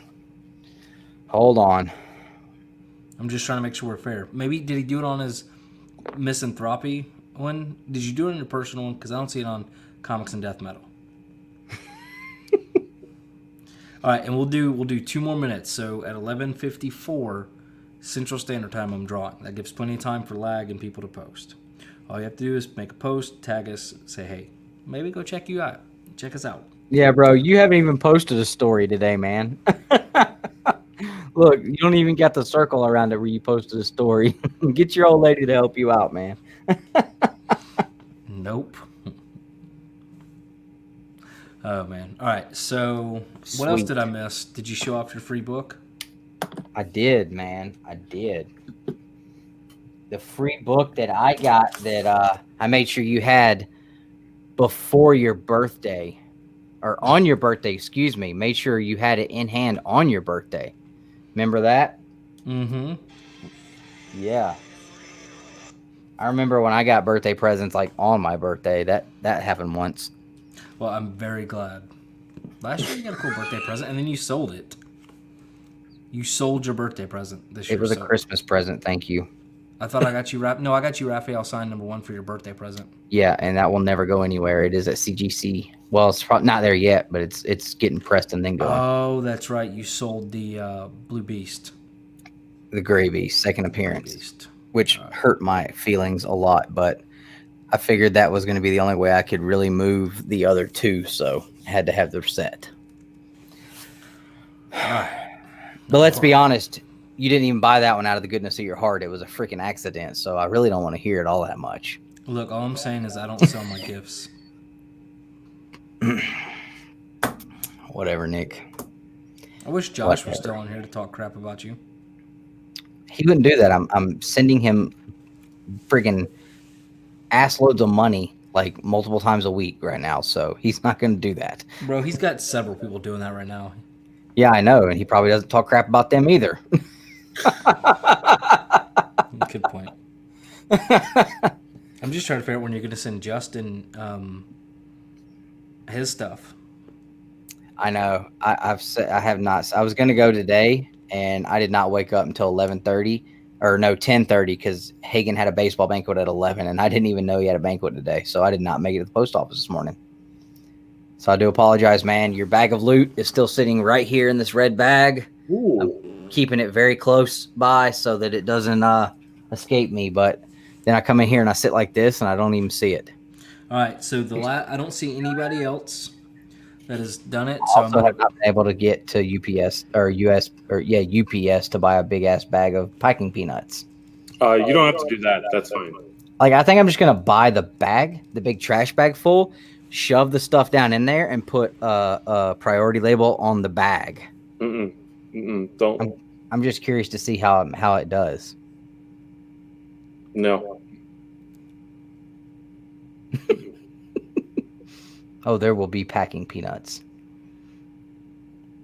All right, somebody drop a number in the chat, and we'll spin it that many times. That's not how it works. You just. Oh, this is one of those. Never mind. Yeah. And you missed it earlier, so just so that I didn't have to worry about anyone saying that there was any kind of tomfoolery going on with me deciding who gets the grand prize, because it's all the boxes are numbered. I recorded myself doing a randomizer earlier to decide which box got the grand prize. That way, if anybody says, "Oh, you did this and cheated," I'm like, "Nope, here's the video." And I even said in the video, I hope nobody ever has to see this, but if they do, it's your fault. Goodness. This has made me a nervous wreck. What you do is anybody that buys them, you put them in a group message, and then you can send the video there. Yeah, I could do that. Yep.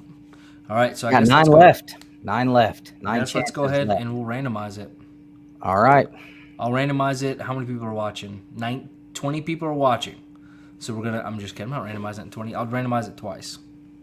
You mean shuffle it? Yeah, shuffle it. Just shuffle it 20. 2. All right. God, I'm so I don't want anybody to be left out. So I've double checked. I've given people plenty of time to look, make sure their name's here. If you're not in the chat to claim the prize, you're out. No. That wasn't the rule. All right, let's how go we click roll. to spin. And the winner is...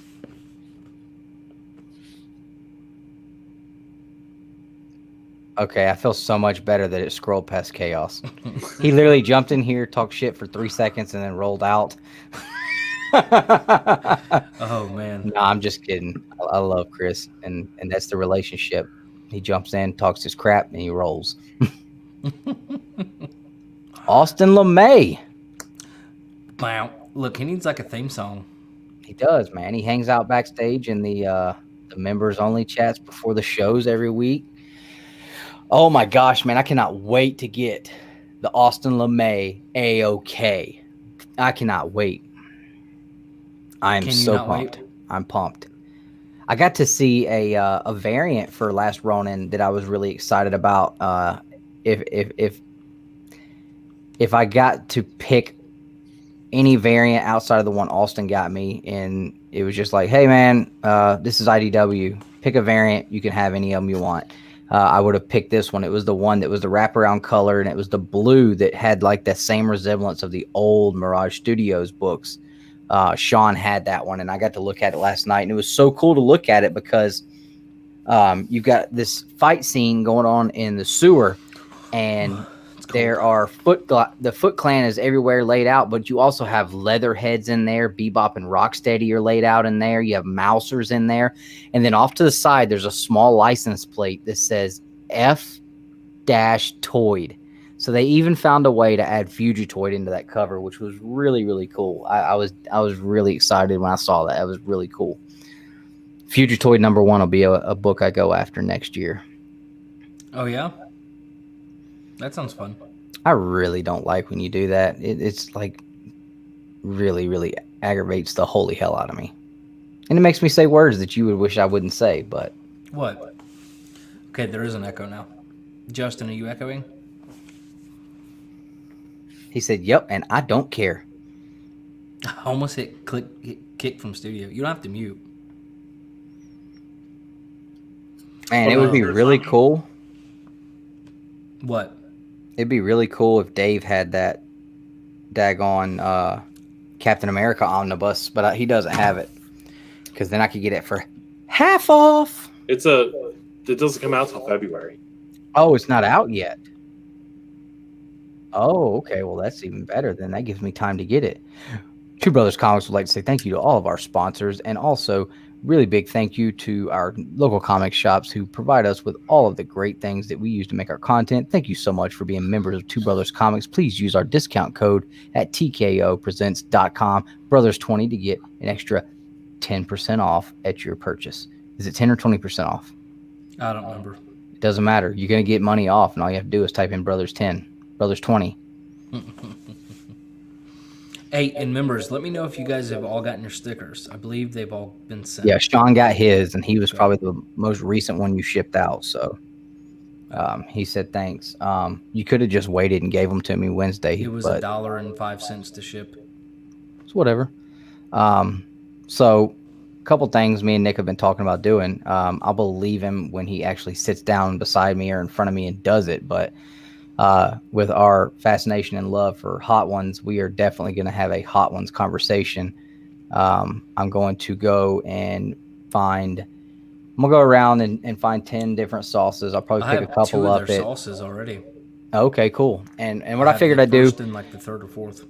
I figure I'd go to like Buffalo Wild Wings, grab a couple from there, go to Southwest Cafe, pick a couple from there. Yeah, we need small containers. Right. I'm just gonna see if I can get like sampling sizes, basically.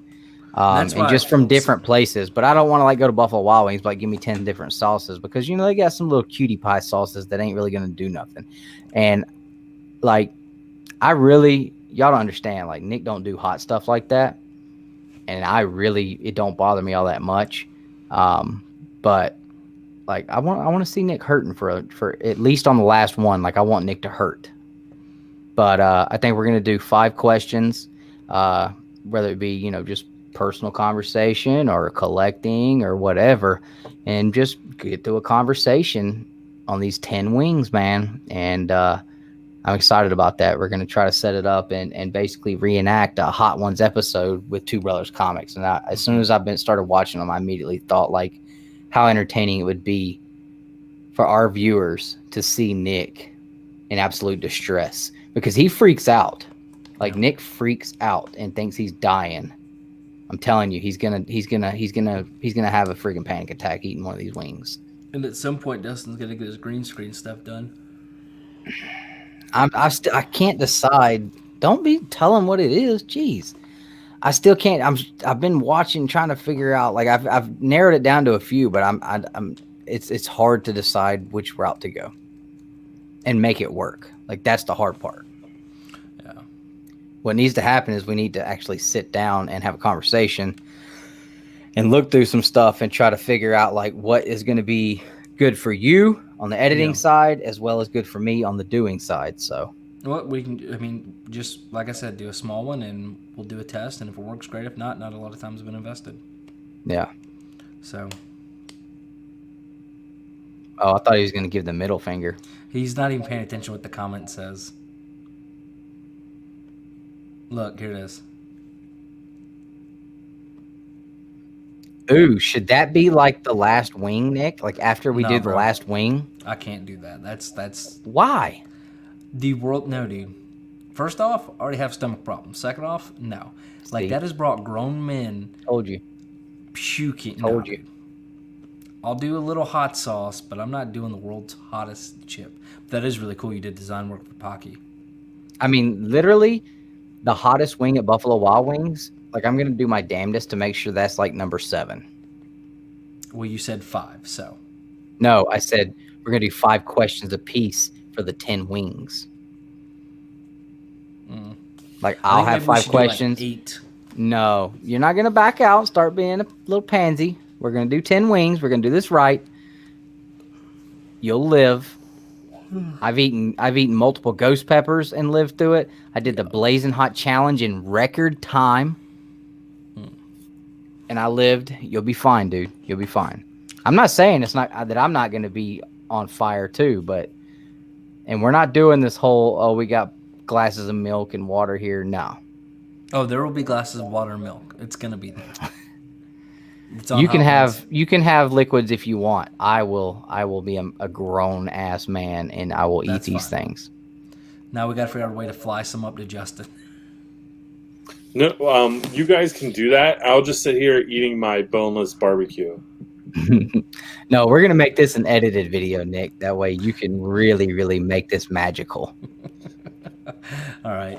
Well, so I'm probably gonna have to go over here and help with Elbel. She's being a nutcase. Like, just text Mom and see how the afternoon went. Like, we had the world's biggest freak out at Target today. It was so bad. God, it was awful. My kid doesn't. I don't know. She's got another tooth coming in, and she's on these antibiotics, and her stuff on her butt is making her run a fever. She's not having a good week. This is like after the show talk. Yeah. But anyway, so are y'all gonna keep going, or do you want to go ahead and end it? It's about 2.5 hours. No, we're gonna rock out real quick. Like I said, hold up backstage because Justin had an idea he wanted to run by us. And guys, we love you. We thank you. Make sure you guys tune in Wednesday for the new Comic Book Day live show. We will still be doing it this week. We're gonna start this week. We will be bringing you guys, along with our top picks for new Comic Book Day, we're going to start bringing you guys the final order cutoff weekly show. It'll be another.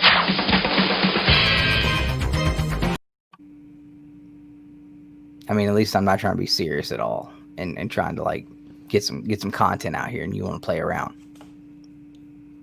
But yeah, we're going to start doing the FOC video this week. It'll be kind of like the top picks. We're not going to run through them all. We're just going to run through the big ones, the ones that we think are the most important and most exciting ones. That way you guys can have a little FOC action. We are going to be running the 2,000 subscribers giveaway. So make sure you guys are on the lookout for that. Hopefully me and Nick can get that all ironed out this week at some point so we can get that going. We're going to be doing a 1-year anniversary show first Saturday of December because the 28th of this month marks 1 year of Two Brothers Comics. It's crazy. So we're going to be doing that. We've got our end of the year show where we're going to be telling you guys, we got all the categories. We're going to rank everything for the end of the year. And we're going to do our 2021 goals. That's all going to be coming up in December as we are heading into the end of the year. So thanks for everybody hanging out all night. Thanks for all the thumbs up. Hope you guys enjoyed the show. Thanks to all of the sponsors. I forgot the word. Thanks to all of our sponsors, our subscribers. Those of you who haven't subscribed but still watch, makes no sense. But I guess we appreciate you guys too. Y'all have a good one and collect your way and stuff.